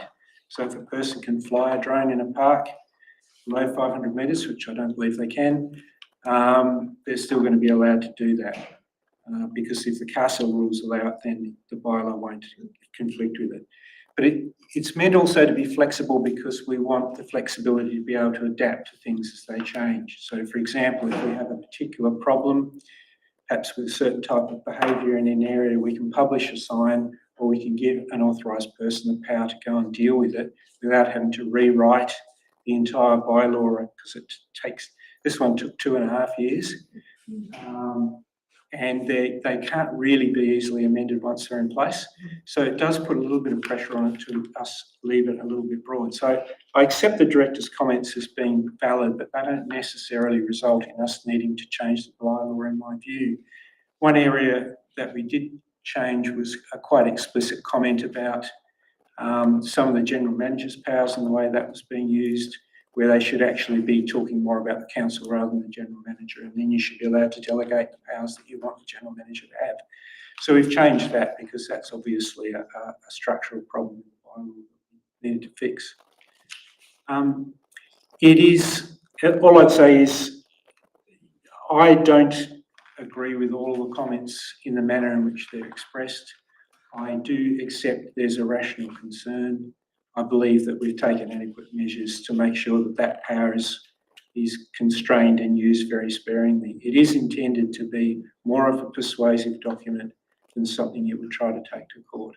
I'm not aware of any of the officers having issued a bylaw infringement on anybody in living memory. So our officers are very good at persuading people, and this is simply another tool to say, hey mate, it's not allowed under the bylaw, you have to move on, and they will move on. Thank you, Michael. To answer your question, Alderman Fraser? Yeah, I think so. Thank you. Alderman Carlton? Thank you, Mayor. Just two things from me. You mentioned before the bylaws that you're familiar with, and particularly with Launceston City Council. So I just wanted to just get some clarification around the response to some of the comments that Alderman Fraser has raised. Just on page 81 of our attachments, which the comment that we've received is about discretion in the hand of administrators. And there's a comment here about what we have is and what we have in front of us is consistent with other bylaws. So I just wanted to check that when you're referencing bylaws, you're talking about other local governments that have similar bylaws. Yeah, we right at the very beginning, which was some time ago now, we actually reviewed all of the current bylaws. Yeah. This current one had a germ in the one that Launceston was using, and also borrowed a bit from the Kingborough one. But it did tend to strip the words back quite a bit, so it looks quite small compared to those, but it has very similar kinds of provisions. We also looked at other ones like the Sorrel one, which hasn't been changed for a considerable time, and it looks a little bit dated. But again, they're almost but not quite pieces of legislation. They should almost look like a plumbing regulation. They shouldn't tell you how to put the pipes together. They should just give you very broad outlines as to how the framework should work. And so they're deliberately not particularly detailed, but you'll find perhaps, say, in Kingborough's a little bit more explanatory detail around it than you would find in here. But very similar kinds of things, the usual things that cause problems like fires, chopping down trees, driving human cars around the place, dumping items on parks and reserves. Those sorts of things which are actually problematic in state law because of the way that state law have been written. They're all very similar across all the bylaws. All the bylaws in those spaces have tried to pick up those nuisances and deal with them more explicitly. And as we've already referenced, this is something we started back in 2019. So it's great to have it finally in front of us. So thank you for your perseverance. I know it has actually come to Alderman on a number of occasions after we've received different feedback. So what we're seeing today is actually an outcome of all of that different feedback. So really appreciate that. I did have one final question, which just in regards to recommendation 2. We've got up until attachment 2, but then we've got a statement around for the purpose of facilitating the use of public places and other infrastructure in the City of Glenorchy for commercial and cultural activities. So just that second part of the sentence, whether we actually needed that as part of the recommendation. So given that some parts in the bylaw aren't necessarily about commercial and cultural activities. I wasn't sure. See, I look at it in purely terms of what it says in the Act. I'm not sure that we even need to state that purpose so specifically. It's enough that you're resolving under Section 161 to make the bylaw. I do have to tell the director what the purpose of the bylaw is. I'm not sure that I need a direct statement from you in a resolution to be able to do that because it's already in the RIS and the other preambles to all the other documents. So it's pretty obvious because you've approved it that that's what the bylaw is about. Yeah, I think it's in one of the statements of the RIS. It's almost lifted out of there. So I'm not wedded to it if you're unhappy with it. But it was originally intended to also facilitate events and such. So it does have a cultural component to it. Yeah, and I think it's definitely going to support commercial. It's definitely going to support the cultural activity. So I'm really happy with that. But I just didn't know whether it was really necessary for it to be actually in the recommendation. But it's neither here nor there. Yeah, again, I perhaps agree with you. They're nice words, but if you feel uncomfortable with it, that's fine. Through you, Mayor, perhaps one word could achieve the purpose, so we could change it to of facilitating the use of public places and other infrastructure in the city of Glenorchy, including for commercial and cultural activities. Yeah, Yeah. I'd be happy to put forward that. Affect the recommendation. Well, I think Alderman Carlton's saying that the reference to commercial and cultural activities artificially constrains what the purpose of it is, because it's for a range of purposes. So if we put including in, it doesn't constrain the purpose of the bylaw. Are you happy with that? Was the mover Alderman Dunsby? Alderman Fraser, seconder? It's fine. Ask the minute taker to please add in the words. And it's already done. Oh, Super efficient. second line, yes, thank you. But again, thank you for your perseverance in getting this one through. 3 years of dealing with different levels. Hopefully the next one's easier. Thank you, Alderman Carlton. Alderman Ryan. Thank you. Thank you, Mayor. I just have a question, following on from your answer to Alderman Fraser, with regard to some of the statements made by the director, and in particular, just one with regard to section 9. The director thinks it's also problematic in that it creates an offence to possess, for example, an axe in the boot of your car in a car park or in a public park. It's not clear how the term without lawful excuse would operate in these circumstances. So I see that item section 9 hasn't changed, and I understand your explanation, which was your explanation to Alderman Fraser, but with specifics to this section, how would you respond? Well, the lawful purpose of the bylaw is fairly clear, is to protect the public infrastructure, for example, the park. And in our particular case, for example, Wellington Park's a really large, very sensitive area with things like possessions of implements, like hunting implements and wood cutting implements, just wouldn't be appropriate. Maybe in Tolosa Park, there might be a good reason why it's in someone's boot. They're simply going home, taking it to a mechanic shop. The fact that it's in their boot and they're not using it is sort of a pretty good indication that the lawful excuse is reasonable. I don't know that that's too different from a lot of things. I've seen that put in other bits of legislation. I think it's even implied in legislation that you don't have a lawful. Reasonableness is sometimes implied. Lawful purpose is another thing that's reasonably implied. No, we would never progress with something that we couldn't prove wasn't being used improperly. We'd just get to magistrates court and just get kicked out. So if a person had a valid, even plausible, even if we were suspicious that they were using it for firewood collecting, we simply wouldn't go ahead with the prosecution unless we could prove that it was being used for an unlawful purpose, or there was a plan to use it for an unlawful purpose. So I didn't change it because I didn't think it particularly problematic in considering the whole purpose of the bylaw, which seems to be pretty clear from the reading of it. Okay. Thank you. Yep. I'm good. Anything further? Alderman Sim. Just had a question, actually. You say the bylaw's aimed for council infrastructure and area. So it's not about the protection of people. Is that falling in state and police and? Well, ultimately they are, because there's a general concept in interference. Someone's interfering, creating a nuisance. There's all sorts of things that are nuisances in parks, like someone's having a picnic and someone's hooning around illegally in an off-road vehicle or something, or flying a drone too low over barbecue areas. They're inevitably not just about our hard infrastructure, they're also about the people who are interacting with it and their rights. We're not actually trying to stop them from going in and using the facilities. We're just trying to say there are certain ways you can use it responsibly and there are other ways that just appear like an interference.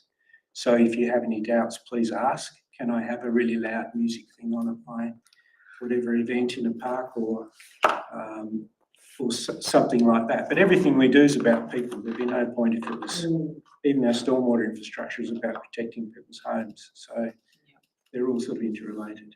So what's the divide then between, because Hooning raises a lot of questions for me around what's the role of the police and council then if that was to take place? Well, we're A not. lot of people would call the police. And that's going to be the preferred option. Our role is not to police the law as such. This is trying to deal specifically with the bits of infrastructure that we either own or manage. So we manage roads without necessarily owning them. Similarly with parks and the Wellington Park, I'm not sure if we actually own that or vested in it. I think we own it. So we're sort of using those rights as an owner or manager. And we're sort of telling people that as the owner and manager of this land, we want to use it in the following sensible way.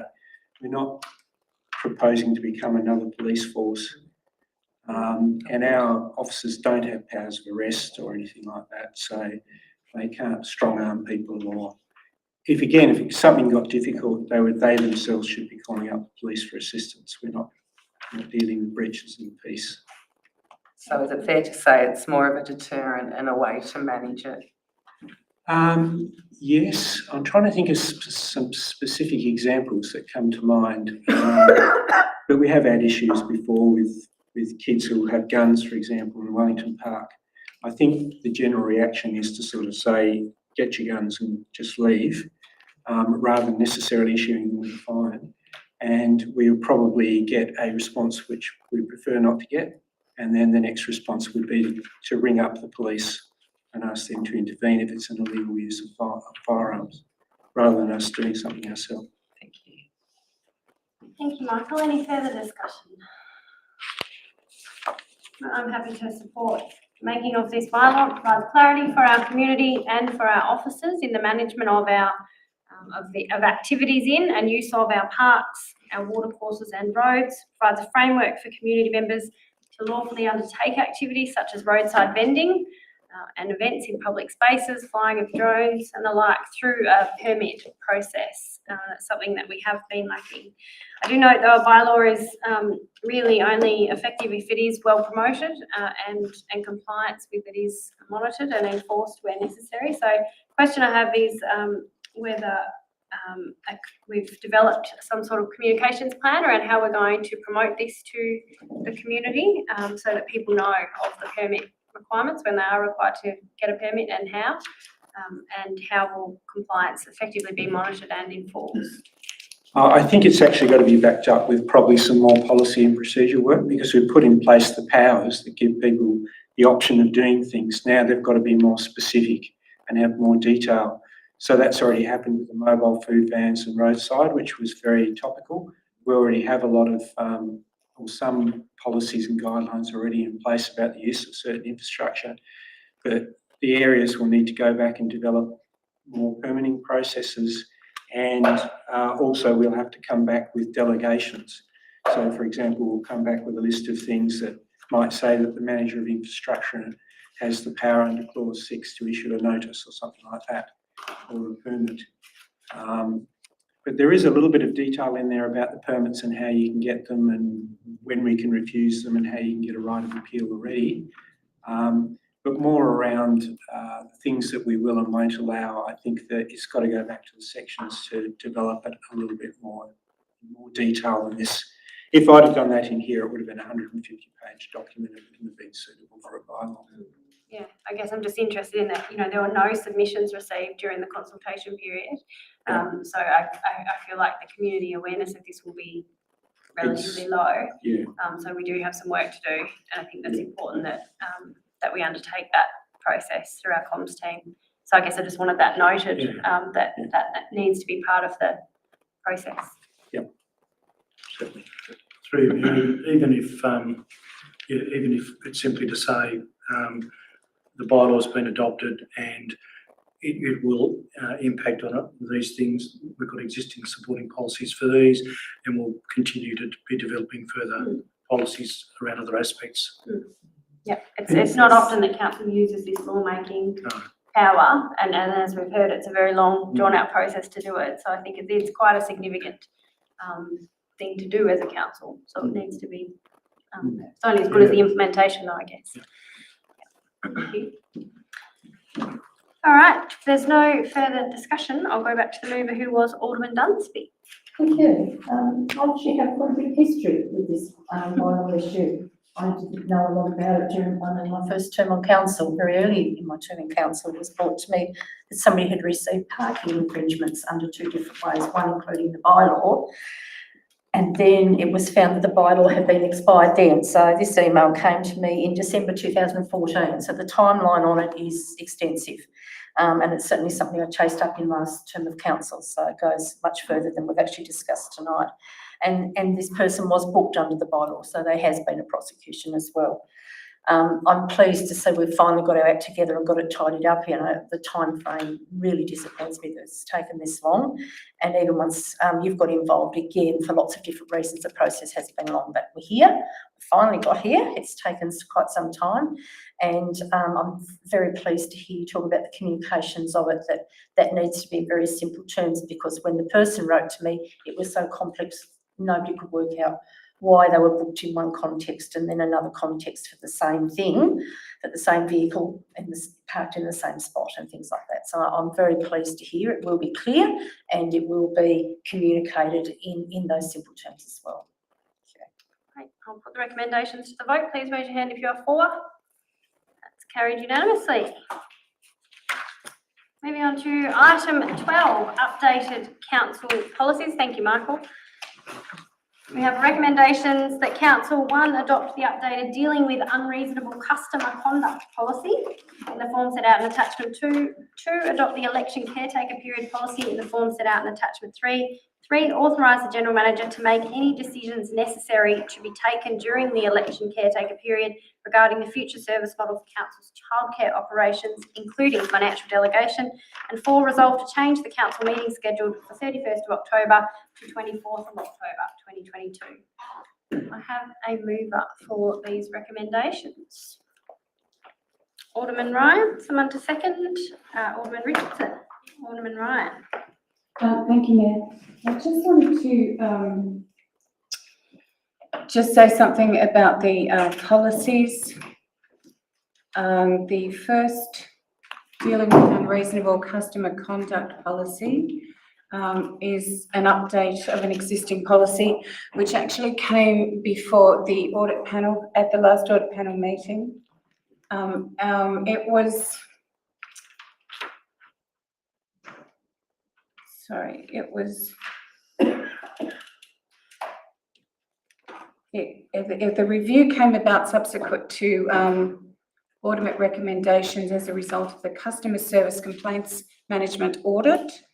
The policy is informed by a joint project of the Australasian Parliamentary Ombudsman, in which the Ombudsman's Office of all the states and territories participated, and the result is a manual from the New South Wales Ombudsman's Office, which was attached to the audit panel meeting, which is a massive document if you'd like to read it. It's very interesting. However, pursuant to a discussion at the audit panel meeting, it was considered that local government has a layer of contact with the public, which is over and above ordinary government service agencies. So it was therefore considered prudent to expand on the definition of customer in this policy to make it plain that the policy covers situations involving aldermen or officers that were not part of normal customer service, as in the service counter at the bottom of this building, but interactions with officers and aldermen, and including online. So that change was made pursuant to the discussion at the audit panel meeting. So I'm supporting that.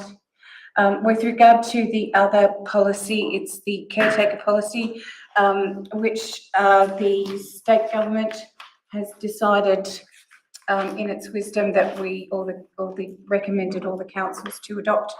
So we have taken into account some of the other policies already adopted by some other councils around the place and come up with this one. I'm happy with this one. And that's all I actually have to say. Thank you, Alderman Ryan. Any further discussion of the item? Alderman Hickey. This is a little contentious, but I do note that the government is encouraging councils to accept this caretaker policy, which I think has got merit, because we do see a lot of communities go a little stir crazy at the time of elections. But I do find, with a bit of humour here, that one of the recommendations includes excluding grants to community groups, which is a bit ironic given the recent findings of the Integrity Commission.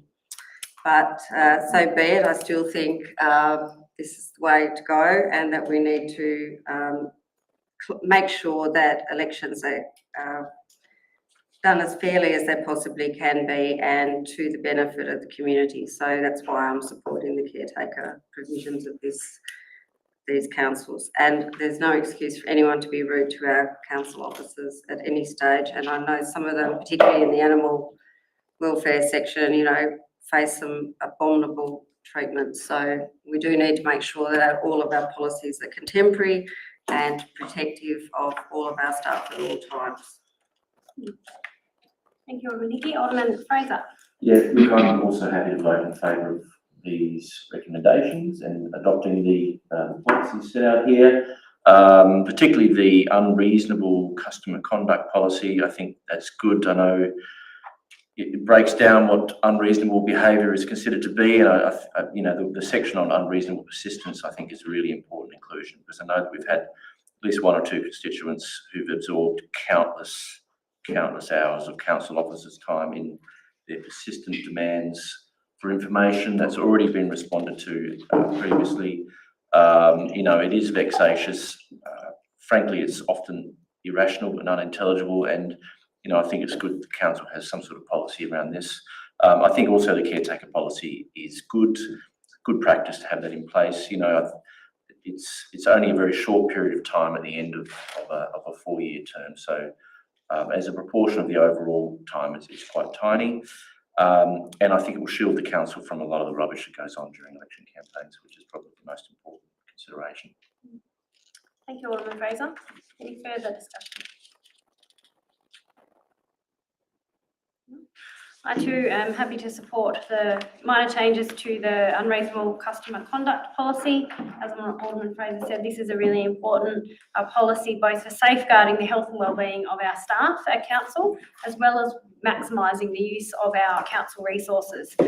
In addition to the wellbeing risks, unreasonable and repeated requests to council can consume a lot of staff time, and for both these reasons it's really important we have an appropriate and robust policy to address these issues. In terms of the election caretaker period policy, as we've heard, this is a new policy that's been brought to us for consideration following a letter from the Minister for Local Government requesting that we consider following the lead of Kingborough Council in adopting a caretaker policy. Hobart City Council recently adopted one too, and ours has been developed to pretty closely mirror what our fellow Greater Hobart councils have set out in this policy. Having just been through a period as acting mayor whilst at the same time campaigning for election as mayor 12 months ago, I know the lead up to an election can be a really difficult time both for elected members and council staff. So it's wise to have a policy to define as clearly as possible what is and isn't acceptable during this time. I did ponder whether the policy also needs to stipulate that an alderman must not make comments that bring the council into disrepute, criticise the council or personally attack fellow elected members, because hate campaigns and negative commentary reduces confidence in the sector, in the local government sector overall and in council. And quite frankly, people are totally sick of gutter politics. It's nasty, it's mean, and it's totally unacceptable and unnecessary. But we already have a code of conduct and a statement of expectations in place to clearly set out these expectations of behaviour. I implore my fellow elected members, should they choose to stand again, and any candidate for that matter, to be kind this election period, to show that in Glenorchy we look out for each other. We don't always agree, but we play the ball, not the man or woman. We debate policy and ideas respectfully. As my mum always told me, if you can't say anything nice, don't say anything at all. It's a shame that the government couldn't legislate a caretaker policy at the same time as they passed compulsory voting through Parliament a couple of months ago, as it would have been great to have consistency across the sector, especially when voting is compulsory this time around. But as they don't, this is the least that we as a council can do to manage the risks associated with election time, to safeguard aldermen, safeguard staff, and also importantly the future council. So I support this policy and I supported applying from the issue of the notice of election in September through to the certificate of election for the new council is issued. I also support authorising the GM to make any decisions necessary regarding the future service model for council's childcare operations. There is, this is so for, I think, perhaps further consideration. Is it a strategic decision? Is it a business decision that needs to be made? It will be based on a thorough analysis of the options, which we as a council have directed the General Manager to undertake. We've provided the General Manager with that direction to undertake this review as part of the targeted review of council services. And I note the wording as it stands talks about authorising the General Manager to make decisions necessary to be taken during the election caretaker period regarding the future service model for council's childcare operations, including financial delegation. So I thought that wording around the future service model is quite pointed. And so, General Manager, I'm interested in your view as well on this particular recommendation and that particular wording, and whether that is the most appropriate wording, given the review will consider a number of options around future service model or none, in essence. Through you, Mayor, I'm comfortable with the wording of the recommendation as it stands. I guess the question that I put, I guess, is whether I'm, although this purports to delegate the decision to me or any necessary decisions during the election caretaker period, the question is, I guess, during the election caretaker period, whether any decision that might be made in this regard might end up being a major decision of the council anyway. Right. So whether the council, whether it's me or whether it's the elected members, a major decision of the council, particularly if it's a politically controversial one, is something that's flagged as being problematic by the election caretaker period policy. So just raising that as a potential issue. So something that we will be required to further consider as we work through the process and the implementation of the policy. One of the possible solutions to that is to look at what can be brought before council prior to the caretaker period commencing, which we understand is likely to be at the beginning of September. So we have another council meeting, obviously, on the 29th of August, and whether there's the potential to bring a report to council at that point, acknowledging that it may not be a report of the full review. We've certainly engaged a consultant to begin working on the project. However, we're not sure that that work would be completed by then, but it may well be that the council can provide some clear decision parameters at that meeting prior to the caretaker period to enable the matter to be considered further. But I guess what I'd be saying in response to your question is, as it stands, I don't have a problem with the wording of recommendation 3, but need to give it further consideration in terms of whether I'm also caught by the election caretaker period policy and how. So I'm flagging that we'll give that further consideration and come back to council with a report in August just to provide further clarification. Sure. Thank you. Any further discussion? Alderman Sims. Yeah, I'd just like to ask a question. I'm not sure whether to take personal offence to your comments around hate campaigns or whether they're directed at particular aldermen here. Items that I put out in the media are part of our role as a public official representing our community. I stand for transparency and critical reflection. And a lot of things, don't say anything nice, you know, those kind of comments to me are very juvenile. You say lots of things that aren't nice professionally that people don't want to hear. It has to be done. That's what we have to do as strong leaders. And I'm a bit concerned about adding aldermen in on the customer service policy. Will that impede our community accessing aldermen? And will aldermen be able to use that as a reason not to respond to our community? So on your first question, Alderman Sims, I can answer that no, that wasn't directed at any particular. You answered that already. On your second question, in relation to the customer service policy impacting. Impeding our community from accessing a fair and just response from our aldermen.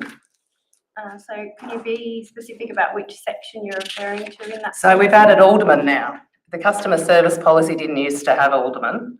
Now it has aldermen. It refers to aldermen being treated the same as customer service staff and having the same boundaries. Will that impede the community being able to access aldermen, and will aldermen be able to say, well, we don't think that's reasonable, we're not going to answer that question? Will it impede the community accessing aldermen and transparency? Clarity from the General Manager to identify the specific section in the actual policy.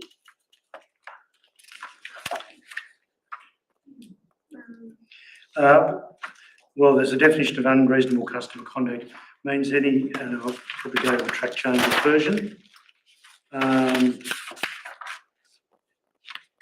Yeah, so under the definition of unreasonable customer conduct means any behaviour, physical or via electronic methods by a person which, because of its nature or frequency, adversely impacts the health or safety of council staff, aldermen has been added in, other service users and customers, or the customer himself or herself, or the ability of council to equitably utilise its resources to provide services to the community. Yeah, so I'm a bit concerned about the wording, because I know some people that take offence and get defensive around things and claim that it affects their health and safety, but it's actually not unreasonable behaviour. It's just people querying things, questioning or critiquing, and they get upset saying it's hurting their mental health or it's mean-spirited, or rather than viewing it as actual, you know, without the emotion and looking at what are those boundaries, rather than someone feeling hurt or offended. Through me, I guess my comment would be that the whole purpose of this policy is to really provide some guidance around how to identify unreasonable customer conduct. We're basing that on how someone feels and their health and well-being and a perception of that, rather than actual clear guidance and process on what's acceptable. Ultimately, these things are going to be of their nature, are going to be matters of subjective nature.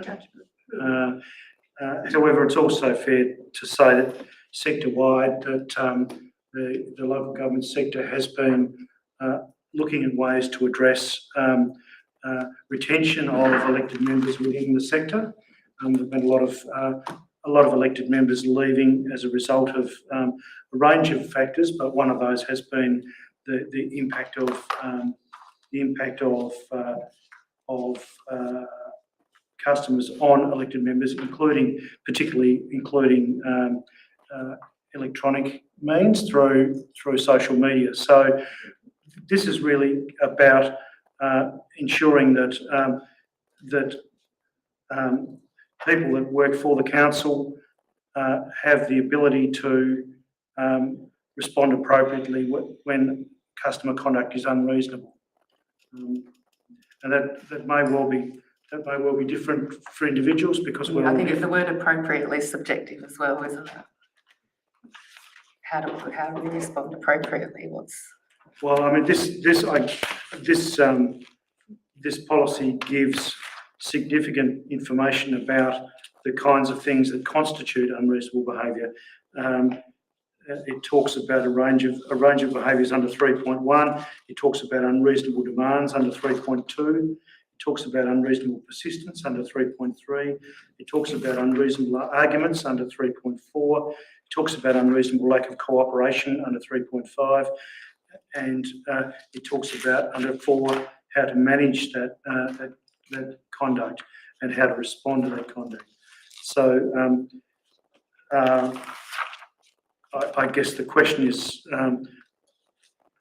well, I'm here to answer to pose questions, but I simply say that this is about providing the tools to ensure that a person who works for the council, and we include Alderman that in that from a work health and safety perspective, not necessarily workers, but people that are representing the council have adequate protection from unreasonable customer conduct. That cover volunteers too, I suppose, general managers, Carol or something of that nature, they be protected. Well, we generally identify workers as including volunteers. Thank you, General Manager. Any further discussion of the item? No, I'll go back to the mover, Alderman Ryan. Thank you. Look, I'll just finish up by just referring again to the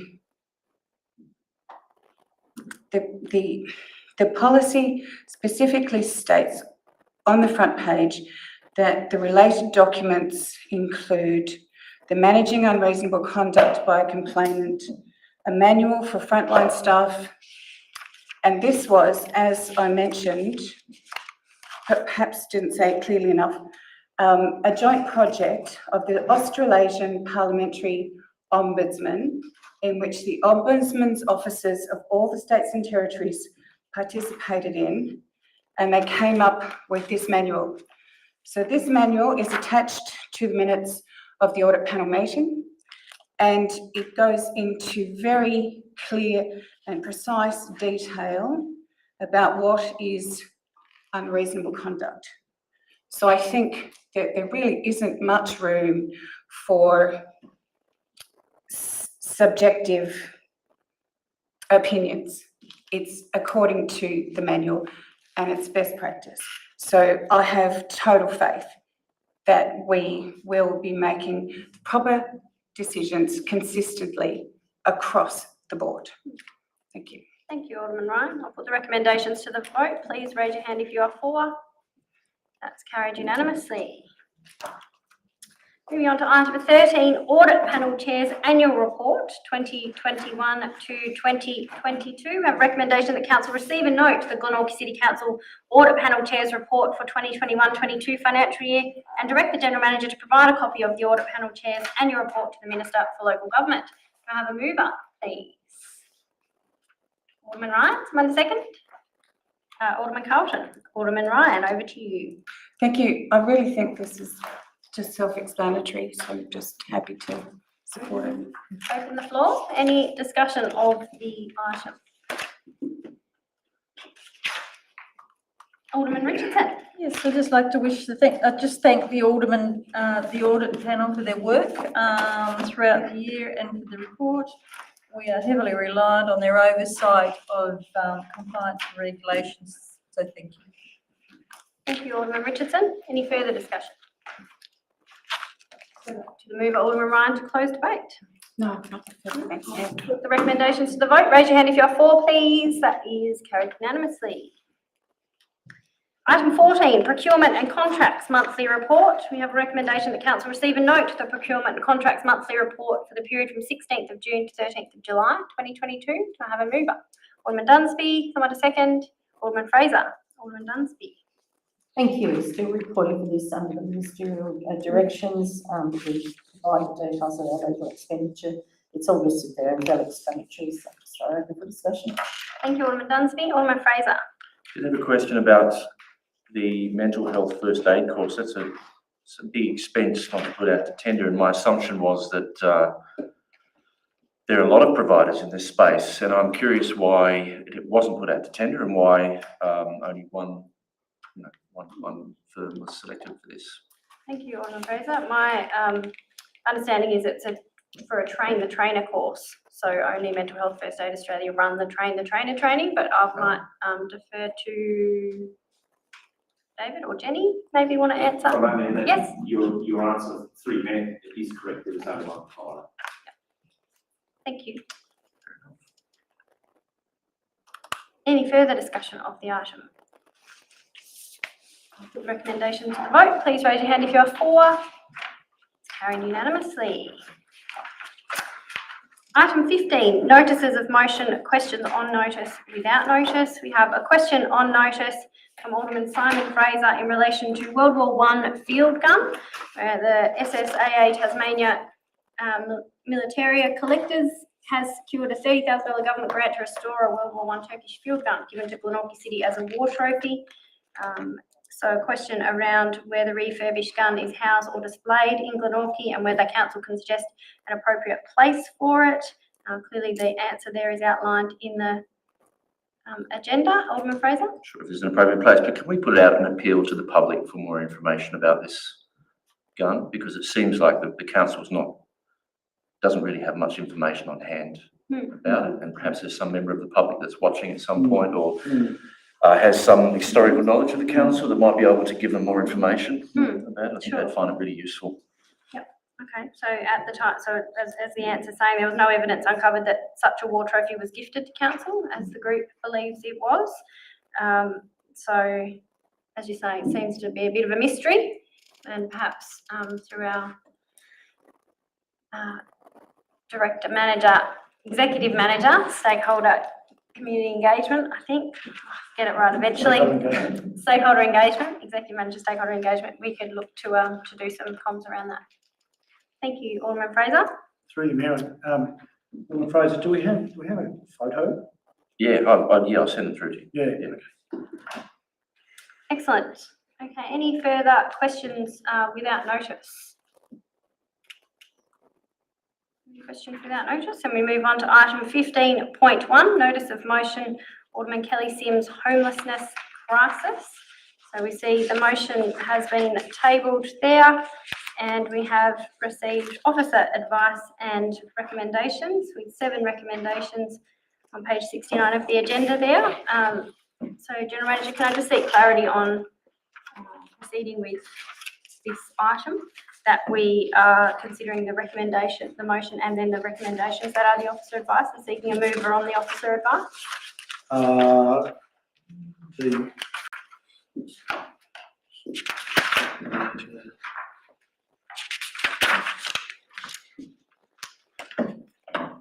So council moved the motion last meeting and accepted deferred the motion, but initially accepted the motion and deferred it for consideration. After the qualified officer advice is essentially is a recommendation to council in the form that's set out on page 69, after considering the notice of motion from Alderman Sims and the qualified advice. Sure. So we have 7 recommendations before us. I won't read them out because it is a lengthy set of recommendations. Do I have someone to move those recommendations, please? Alderman Fraser, someone to second? Deputy Mayor, Alderman Fraser. Sorry, to be clear, it's the council officers' recommendations that we're dealing with here, right? Yeah, okay. So look, the report from council officers on this motion clearly outlines that a significant amount of work, that the council is doing a significant amount of work in this space already, including sorry, I've just lost my place there. We already have land identified which may be able to be used for social housing. There are reporting structures and committees already in place, existing, etc., and across municipal boundaries. And, you know, I don't think adding another layer of bureaucracy to this is really going to resolve what is a true wicked problem. Homelessness is obviously a very, very complex issue, but in some ways I would argue that the solutions are fairly straightforward. We clearly need more social housing. We've underinvested in social housing over decades, and we all need to be prepared to pay higher taxes to build and maintain them. In the end, as a society, we may need to make a decision about what is important to us and what's not. The private sector simply isn't delivering what's needed. The market is not delivering, the free market's not delivering what's needed in the quantities and speed necessary as far as housing is concerned. And it's just another example of where, you know, laissez-faire type economic policy has unfortunately failed. But in my view, that's really where the solution lies, and it needs various tiers of government to work together on it. But ultimately, we need to determine, okay, we're going to have to pay more taxes and build a lot more housing, social housing for people to live in. Thank you, Alderman Fraser. Any further discussion? Alderman Sims. Yes, I'd just like to speak on the item. I think people know how I feel about council's attempt here just to rehash what we're already doing and communicate and market that to the public via a motion. I think it's really quite patronising to the community, especially to the homeless. The motion recommendation, the resolve, the endorsements aren't actually responding to the motion points in context as written. You've just responded, in my view, in a way that suits council and the way they can communicate and market that here today through this opportunity. It's a missed opportunity. The motion clearly said to re-investigate, to reassess our current position, local government's role in supporting it. It wasn't to use resources beyond our constraints at a local government level. All I asked through this motion was for council to reassess and look at what we can do. So it's a shame. It's a massive shame that it's been completely watered down, changed. There's absolutely no benefit to endorsing or voting for this. It will change nothing, none of the outcomes. So that's sad. Thank you. Thank you, Alderman Sims. Alderman Carlton. Thank you, Mayor. I did have a few questions just in relation to the original recommendations and what we see in front of us tonight. Alderman Sims put forward a recommendation about establishing a formal proposal in terms of reference for a new homelessness advisory committee, namely developing a homelessness policy that will collectively represent the current local homelessness crisis, using evidence-based, best practice, accurate, realistic approach. So I see that council officers have responded and have indicated that there is a committee within Greater Hobart that is taking on some of that role. But I did wonder whether, to Alderman Sims' point, whether the terms of reference of that group that's been convened by the Lord Mayor of Hobart, whether that's publicly available and whether the members of that group obviously are very involved and have some key stakeholders, but in terms of looking at that membership, have we included everyone that needs to be around that table? So are they accurately representing the voice of homeless people? And that's where I think do we have access to that terms of reference so we can have a look to see what it is that they're doing, and is there more that we can advocate for in terms of that terms of reference? Sure. Thank you, Alderman Carlton. Certainly, I'm not sure whether the terms of reference are publicly available, but I would imagine they would be. If not, certainly we do have a copy and can share those with Alderman, because we obviously do have membership on that committee. So certainly happy to share that with Alderman for future discussion and consideration. As part of our internal working group as well, because obviously we've got this internal working group or committee that we have within council that is tasked with implementing our own action plan at council out of the statement of commitment on housing. So that sort of, at a council level, we do certainly have our own committee already established. And then we are a member of this Greater Hobart Homelessness Alliance that has that broad representation of stakeholders representing community organisations as well. But I don't know, David, you want to add to that? No? Happy to provide the terms of reference though. Nothing, through you, Mayor. Thank you for the question. Nothing substantial to add to that, Mayor. So we can certainly provide the terms of reference that the Lord Mayor's working group has already provided to the constituents of the existing group. Fair to say the intent of that cross-sectional and cross-local government group has been to provide as many voices around the table to address the issue that we're all aware of. So the intent certainly has not been to exclude anyone from that. No, and I just wonder, because Alderman Sims's original motion was around a group coming together and a terms of reference, developing a terms of reference. So us actually seeing what that terms of reference is of the existing group to be comfortable that there are no gaps missing, or to identify, yes, there are some gaps missing that we can advocate for. Absolutely. And my second question was, I see that we are about to receive a report. So in the September meeting, which will give us an update on on the outcomes that council's been able to achieve. I did wonder whether that report was going to let us know detailed outcomes, such as the amount of housing that has been able to be, or opportunities for housing that's been going to be made available through council's direct actions.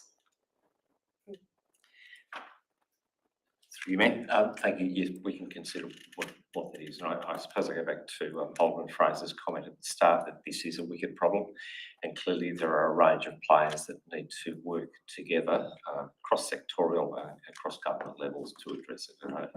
The intent of Alderman Sim's motions are absolutely very admirable. It's not something we will solve by ourselves, and clearly there's a lot of work that has been going on across not only this state, but certainly nationally, to address the issue across our whole country. Yeah, and I think just following on from that, I think it would be useful for us to be able to see actions such as where we've disposed of land and that's been subdivided or turned into housing. What does that actually look like on the ground? Now, that's actually addressing it longer term. It's not dealing with the issue of emergency housing, but it would be good for us to be able to go, well, through these decisions, this means we've been able to put into, in the way that council can, put into the housing supply approximately this many houses. Thank you, Alderman Carlton. Any further discussion? Deputy Mayor. Thank you, Mayor. I find this a very emotive and emotional discussion point. I note that this week is Homelessness Week well, not this week, but from the 1st to the 7th of August. And I note that this council, there are little things that we can do that as we synergise as a community, we can't solve this problem overnight. There's no way we can solve it overnight, but we're mindful of it, and I appreciate Alderman Sims bringing it to light. I note that this council is making an effort to collect food stuffs and whatnot over the month of August.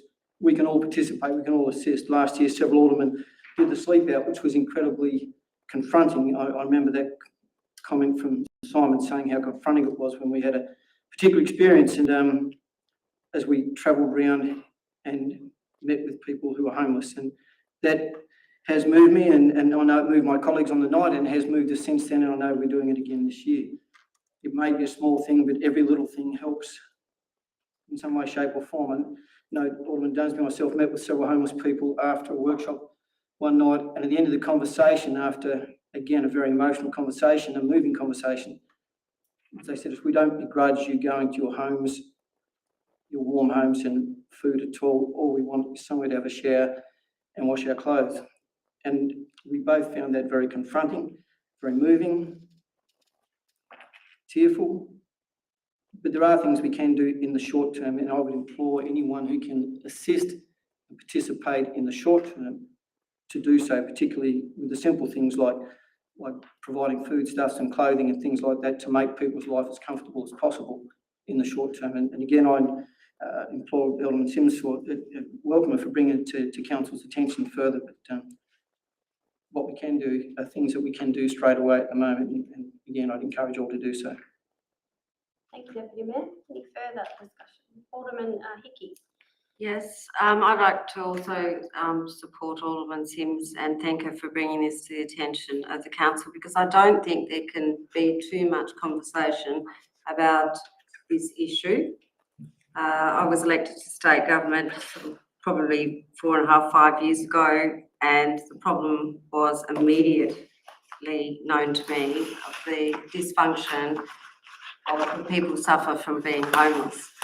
But that, as I say, was nearly 5 years ago. So there is an inexcusable lack of leadership within the state and federal governments on homelessness. It's not like this is a problem that's popped up overnight. Certainly in the last 12 months, the availability of getting properties to rent, the availability of getting people to build houses, to get somebody to be willing to invest their own funds into building homes at a very difficult time. But this isn't a problem that just popped up overnight. Until last year, I had done 10 of the homeless sleepouts for the Salvation Army. So it was clear as the nose on my face that this was an emerging issue. And I think 4.5, 5 years ago, whatever it was, I was calling it out as a crisis. And until the governments of all tiers acknowledge it as a crisis and deal with it as a crisis and put up temporary shelters and have the code blue halls for people in the midst of the severe winters. It doesn't mean a council has to run it. It just means that we identify a facility that can be run by a professional provider. There's no way council has the resources to provide those sort of caretaker skills, to look after people who will be traumatised, will have mental illness, who just don't know how they're going to face tomorrow. But I do believe that we have got to keep this on the radar. We've got to keep naming it up. We've got to be shaming. We've got to say, where is the money going? Because in the last 5 years, we could have, if we'd built 500 homes, that would be 2,500 extra homes. And all we're seeing is our homeless gap go up. Now, we all know that if someone can't be contacted because they've had to move on and on and on and on, they come off the list. So the list is rubbish. It could be 3 or 4 times that amount of, when they're talking 4,300 people are homeless. You're talking about families, you're talking about children, you're talking about real people. So whilst we're limited in what we can do as a council, I too would like to know, as Alderman Carlton said, when does that land that we put on the market convert into houses? I think it does. The report does identify the potential of that number of houses. But, seriously, the state government has been relieved of a significant debt. And where has that been put into houses? It hasn't materialised yet. It's still talk fest. It's still, announcements. Announcements of programs that have been going on for goodness knows how long. Now, it's not just the state government, because as it turns out, the whole of Australia's got a homeless problem. But for goodness sake, as Alderman Fraser pointed out, we're a civilised society. We should be considering this as a mega issue, because here in Tasmania, we've got 25%, might be 20% functional illiteracy and PIPA enumerate. So what are we going to say? What is the cost of not addressing homelessness? The kids who can't go to school because they've tried to sleep in a cold car and they haven't had a blanket, and mum hasn't got any milk to put on any Weet-Bix, so there's no breakfast. Public toilet may not open until 9 o'clock, so they can't even scrub their teeth.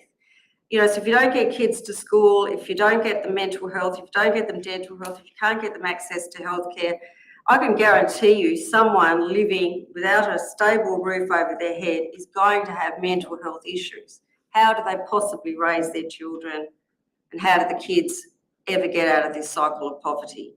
So thank you for naming it up. I'm sorry that the council hasn't been able to do more.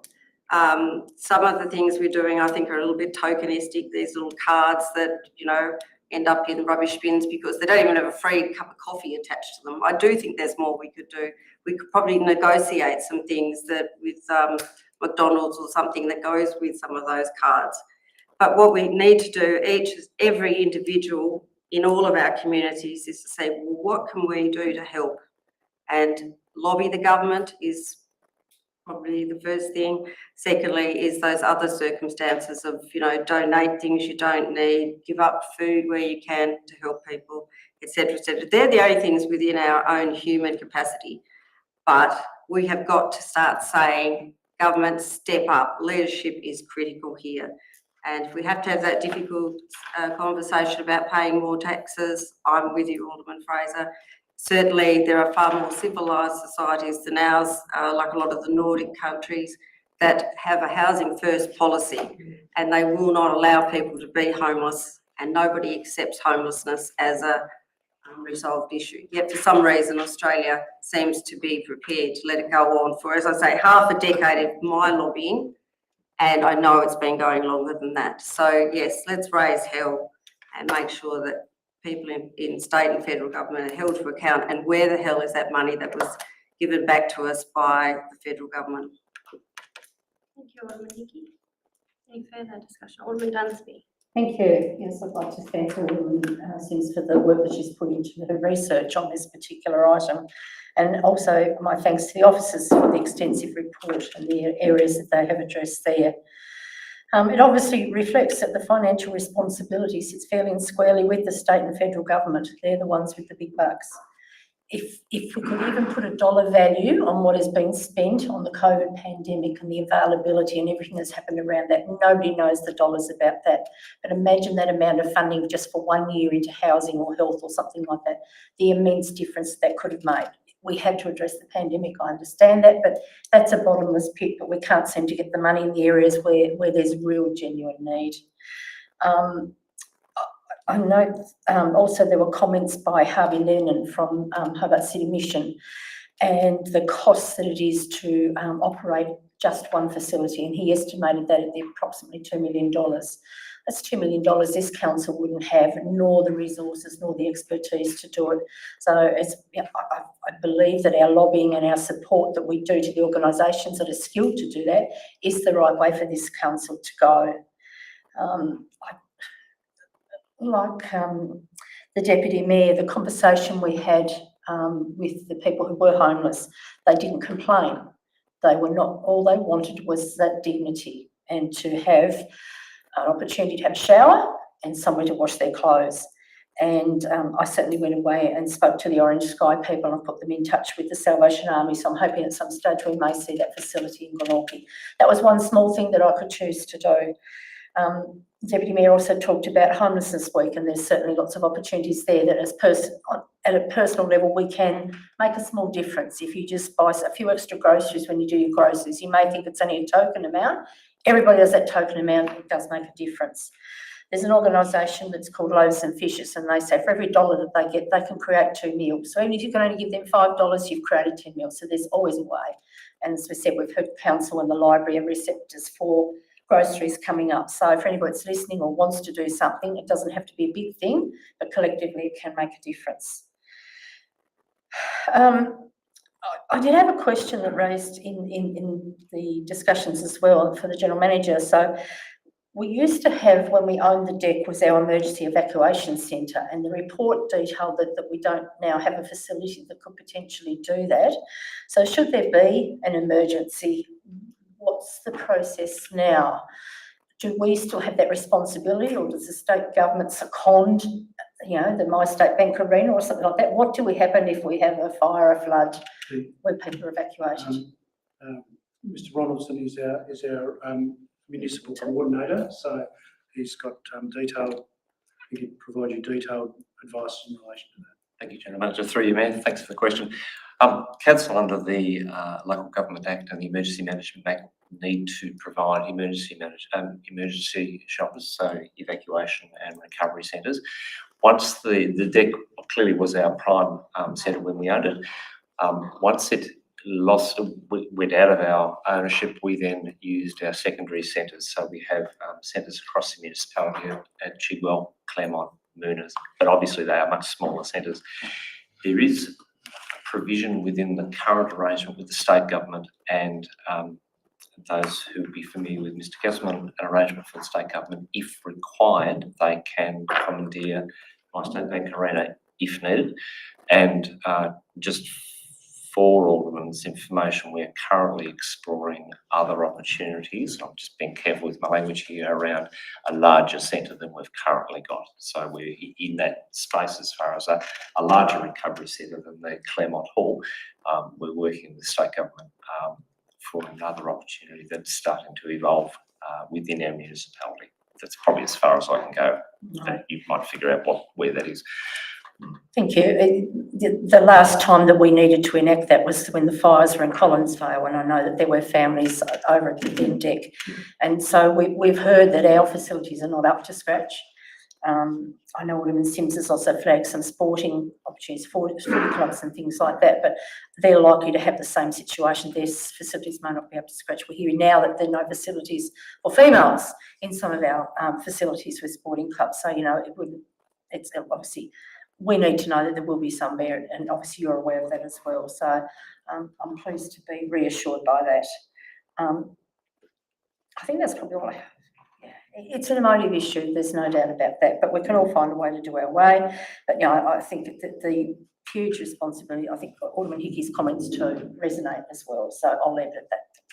Thank you, Elizabeth. Any further discussion? Mayor, can I just make a point of clarification? When I referred to Code Blue, that is not an ongoing use of a facility. It's like identified times of, it might be on a -1, or there's some measurement which actually qualifies it for a call up.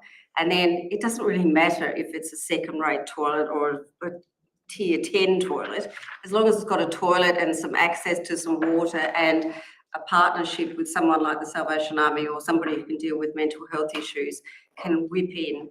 And then there's some bunks or something there, as there would be in a fire provision. So it's only in high-level emergency so that someone doesn't die of frost, rather than having to provide a full-time facility. Thank you, I'll too speak to the motion, and I share the concern for the plight of Tasmanians experiencing homelessness, particularly in these cold winter months, but at all times too, because I and we as a council, in fact, hold firm the belief that council is a fundamental human right, and that is why we developed our Statement of Commitment on Housing, endorsed in August 2020, which sets out our position and our role as a council in relation to housing and homelessness.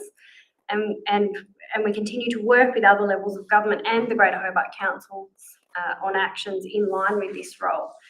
As my fellow aldermen are aware, we have an internal working group and an actual action plan for implementing our commitment on housing, and progress is reported to council annually. As Alderman Carlton said, we'll receive the next report in September. As part of this action plan, and as described in the advice presented to council this evening, we are already doing most of the things recommended in the original motion set out by Alderman Sims. The decision to defer the motion did not delay action, as has been reported in the media, as action was already underway. Aldermen who regularly participate in the workshops and meetings of council are aware of this. Comments suggesting the motion has been watered down are unhelpful, disrespectful, and devalue the extremely hard work and commitment of council staff across our range of teams at council in aiming to address the housing and homelessness crisis. Council's decision on the original motion to defer the motion was right, because we needed to take into account the work already underway, both within council and across other forums, and also, importantly, the resources making the commitments that were proposed in the motion would require. Given the importance of the issue, as I say, the decision and the recent decisions of council and the pressure that we're putting on our GM in recent times to focus our services on core business, and out of respect for both us as individuals representing the community and us as an aldermanic body that operates best as a team, I'm pleased that the motion was deferred to enable a fully informed decision and discussion to be taken. The motion called for another report to council on the issue, and as Alderman Sims said earlier, all she was calling for was that council reassess what we can do, and that's what we've received in the officer advice. And in fact, we didn't have to wait until August, as the original motion suggested. We've received it now, a month earlier than the motion called for. Further to this, just back in March this year, we received a report on the work we are undertaking in relation to housing and homelessness in response to a motion moved by our local community resident, Mr. Basil Giffard, at our November 2021 AGM. We've written to the state and federal members of parliament advocating for action on the issue and calling for action specifically in our municipality, another action that the motion called for. And following this correspondence, the GM and I met with Minister Michael Ferguson and we discussed opportunities for speeding up the rezoning of land for housing in our municipality. As the officer advice notes, just last month I signed letters in response to correspondence from Minister Ferguson seeking council support for 2 proposed housing land supply orders to rezone government-owned land in our municipality for residential purposes. And this would see this land rezoned quickly under the Housing Land Supply Act 2018. We have a new Prime Minister and a Tasmania-based Minister for Housing in Julie Collins, and last month the PM visited Tasmania to talk about the government's housing policy. At the press conference, Minister Collins talked about the importance of all levels of government, including local government, working together. The GM and I, as mentioned earlier this evening, have met with Senator Carol Brown and sought her advice on how we as a council can best work with the new federal government on this issue, noting the commitment to affordable housing and urban renewal in the City Deal and the recent visit by the Prime Minister. We have the imprimatur and the structure to work together on this already through the City Deal and the Joint Management Committee. And the recent election campaign, the Labor Party stated, during the recent campaign, they stated they wanted to strengthen this City Deal partnership. Advice is that the new government is only 6 weeks into office and it's best to wait for them to establish teams and get their feet under the desk, so to speak, before we write to Minister Collins on housing and homelessness. Relationships are really important in addressing this issue, and so is timing. As we discussed at our June council meeting just recently, the Greater Hobart Plan was released for public comment, setting out a plan for strategically increasing housing supply across Greater Hobart. In relation to the call for council to investigate the use of council-owned land and buildings, this was also already underway as part of our action plan. Our property team has had an ongoing program of identifying land that's surplus to requirements for potential disposal through the Section 178 process under the Local Government Act. We've had a number of properties go through this process during this council term. We're currently progressing through the Tasmanian Planning Commission applications for rezoning land for residential purposes at Austin's Ferry and in 2 sites in West Moona. And we're liaising with landowners in our community about the idea of rezoning for residential purposes and increased density, the main road strip through Derwent Park. As also noted in the officer advice, in early June, the GM and I met with the Minister for Housing and Construction, Guy Barnett, Member for Clark, Christy Johnston, Member for Basilar, Alexander, a representative from Andrew Wilkie's office and representatives from the Salvation Army and Centre Care Evolve Housing to discuss the idea of establishing a working group on housing and homelessness, similar to the work being led by Launceston City Council. At this meeting, the GM gave a commitment to the group that council would look into the suitability and feasibility of offering up council-owned buildings as shelter for Code Blue and other type purposes, like Alderman Hickey mentioned. However, the strong feedback from the services present was that any shelter provided would need to be supervised, which would require resourcing. Although it was only an initial meeting, no one around the table indicated that they have money sitting around for this purpose, but it was agreed anyway it's still worth investigating. So our property team looked into council-owned buildings that could potentially be used for this purpose. The advice on this is included in the report, which says that in summary, a limited number of buildings have been identified, noting that most of our properties have long-term tenants. The GM and I have since also met with Harvey Lennon, the CEO of City Mission, and some of his team to discuss buildings around the city that might be suitable as safe night spaces, both council-owned and other. They agreed that issues of safety, service provision, building and planning permits, etc., are all issues that need to be addressed. It's not as simple as identifying and opening up a building for shelter, and it's not within council's role or budget to provide such a service. However, we are and remain committed to continuing these conversations should a provider such as City Mission have the resources to provide such a service in Glenorchy. It is not off the table. My view is that establishing yet another committee or working group would duplicate the structure and efforts of the Greater Hobart Homelessness Alliance, facilitated by the Hobart City Council, which our council is a member. The last thing anyone needs is more resources allocated to talk fests. A homelessness advisory committee would require resources, and in all the recent engagement we've been doing with our community, I haven't heard that ratepayers want council to spend their valuable ratepayer dollars on addressing homelessness. Let me be clear, it's not that they don't care or that they don't want the issue addressed, but they recognise that this is what they pay taxes to other levels of government for. Just 1 week before Alderman Sims tabled the original motion, we endorsed our 2022-23 budget and annual plan with a back to basics focus. Alderman Sims, we all voted for this. It was carried unanimously.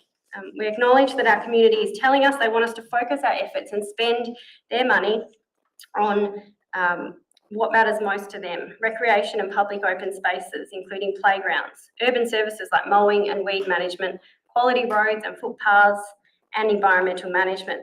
The budget and annual plan we have set for 2022-23 focuses on this. Each and every one of us had equal opportunity to contribute to the development of this annual plan through workshops, via email, and finally during the debate at the special council meeting where we unanimously endorsed it. Homelessness is a complex and serious issue that requires working together as a team at council and with other levels of government through activities that are factored into our broader work plan and in consideration of the resources required. Homelessness is not an issue to play politics with, nor one to use to raise personal profile through media attention. This is not the way to achieve outcomes. In addition, recklessly engaging on this issue through the media can cause distress to people who have or are experiencing homelessness. In fact, I received an email from a community member sharing that the attention and particularly social media commentary related to it had caused them distress. Homelessness is an issue that requires strong relationships and collaboration and respect for lived experience in order to achieve results. And this is what we are focused on at Glenorchy City Council. There's no quick fix, there's no silver bullet. I know this can be frustrating and really hard to accept when there's people out in the cold, but we've just got to be pragmatic about this. So I fully support the officer's recommendations, and I thank Alderman Sims for the opportunity to bring council's efforts in this area to light. Is there any further discussion? Probably just a little question. Move up. Do you not think that answer was a little patronising? Very. Yes, I would. No, I don't. So I'll go back to the mover, Alderman Fraser, to close debate. Thank you, Alderman Fraser. Rude. Thank you, Mayor. Look, thanks for outlining, all of the stuff that council's doing already. It's more than actually I even Over and over. know. I agree. It was when setting aside how serious this issue is for our society. I was also very disappointed with the way Alderman Sims has conducted herself in the media around this issue. It was very adversarial, needlessly adversarial, I would say, and seemed like an attempt to wedge both other aldermen and the organisation on this issue, which kind of betrays in some way the motivation for producing the book, authoring the motion in the first place. It makes it sound like a grandstanding PR stunt, A quite bit frankly. like you today in social Thanks, I'll media finish with your what I'm graphs saying, thank as you. well. So it's a shame that you need to conduct yourself in this way publicly. It damages the reputation of the council, damages your own reputation, quite frankly. It does yours And, too. I would, it'd be much more constructive if you could behave in a public way, in a manner that is befitting of your role as an elected member. Thank you. Standing up. Alderman Fraser. I'll put the recommendations to the vote. Please raise your hand if you are for. There's Alderman Hickey, Alderman Ryan, Alderman Dunsby, Deputy Mayor King, Mayor Thomas, Alderman Richardson, Alderman Fraser and Alderman Carlton. Please raise your hand if you are against. That is Alderman Sims. The motion is carried. Moving on to item, oh, no, we're not. That Close council. move, Deputy Mayor, that we go to close council. Someone to second. Alderman Ryan. Put the recommendation to the vote. Please raise your hand if you are for. That is carried unanimously. That ends the open part of our council meeting at 8:50 p.m. Thank you to members of the public who came along to join us in chambers this evening. Stay warm out there. And thank you to members of the public who have joined us online. We will see you for our August meeting on the 25th, I think it is, of August. 28.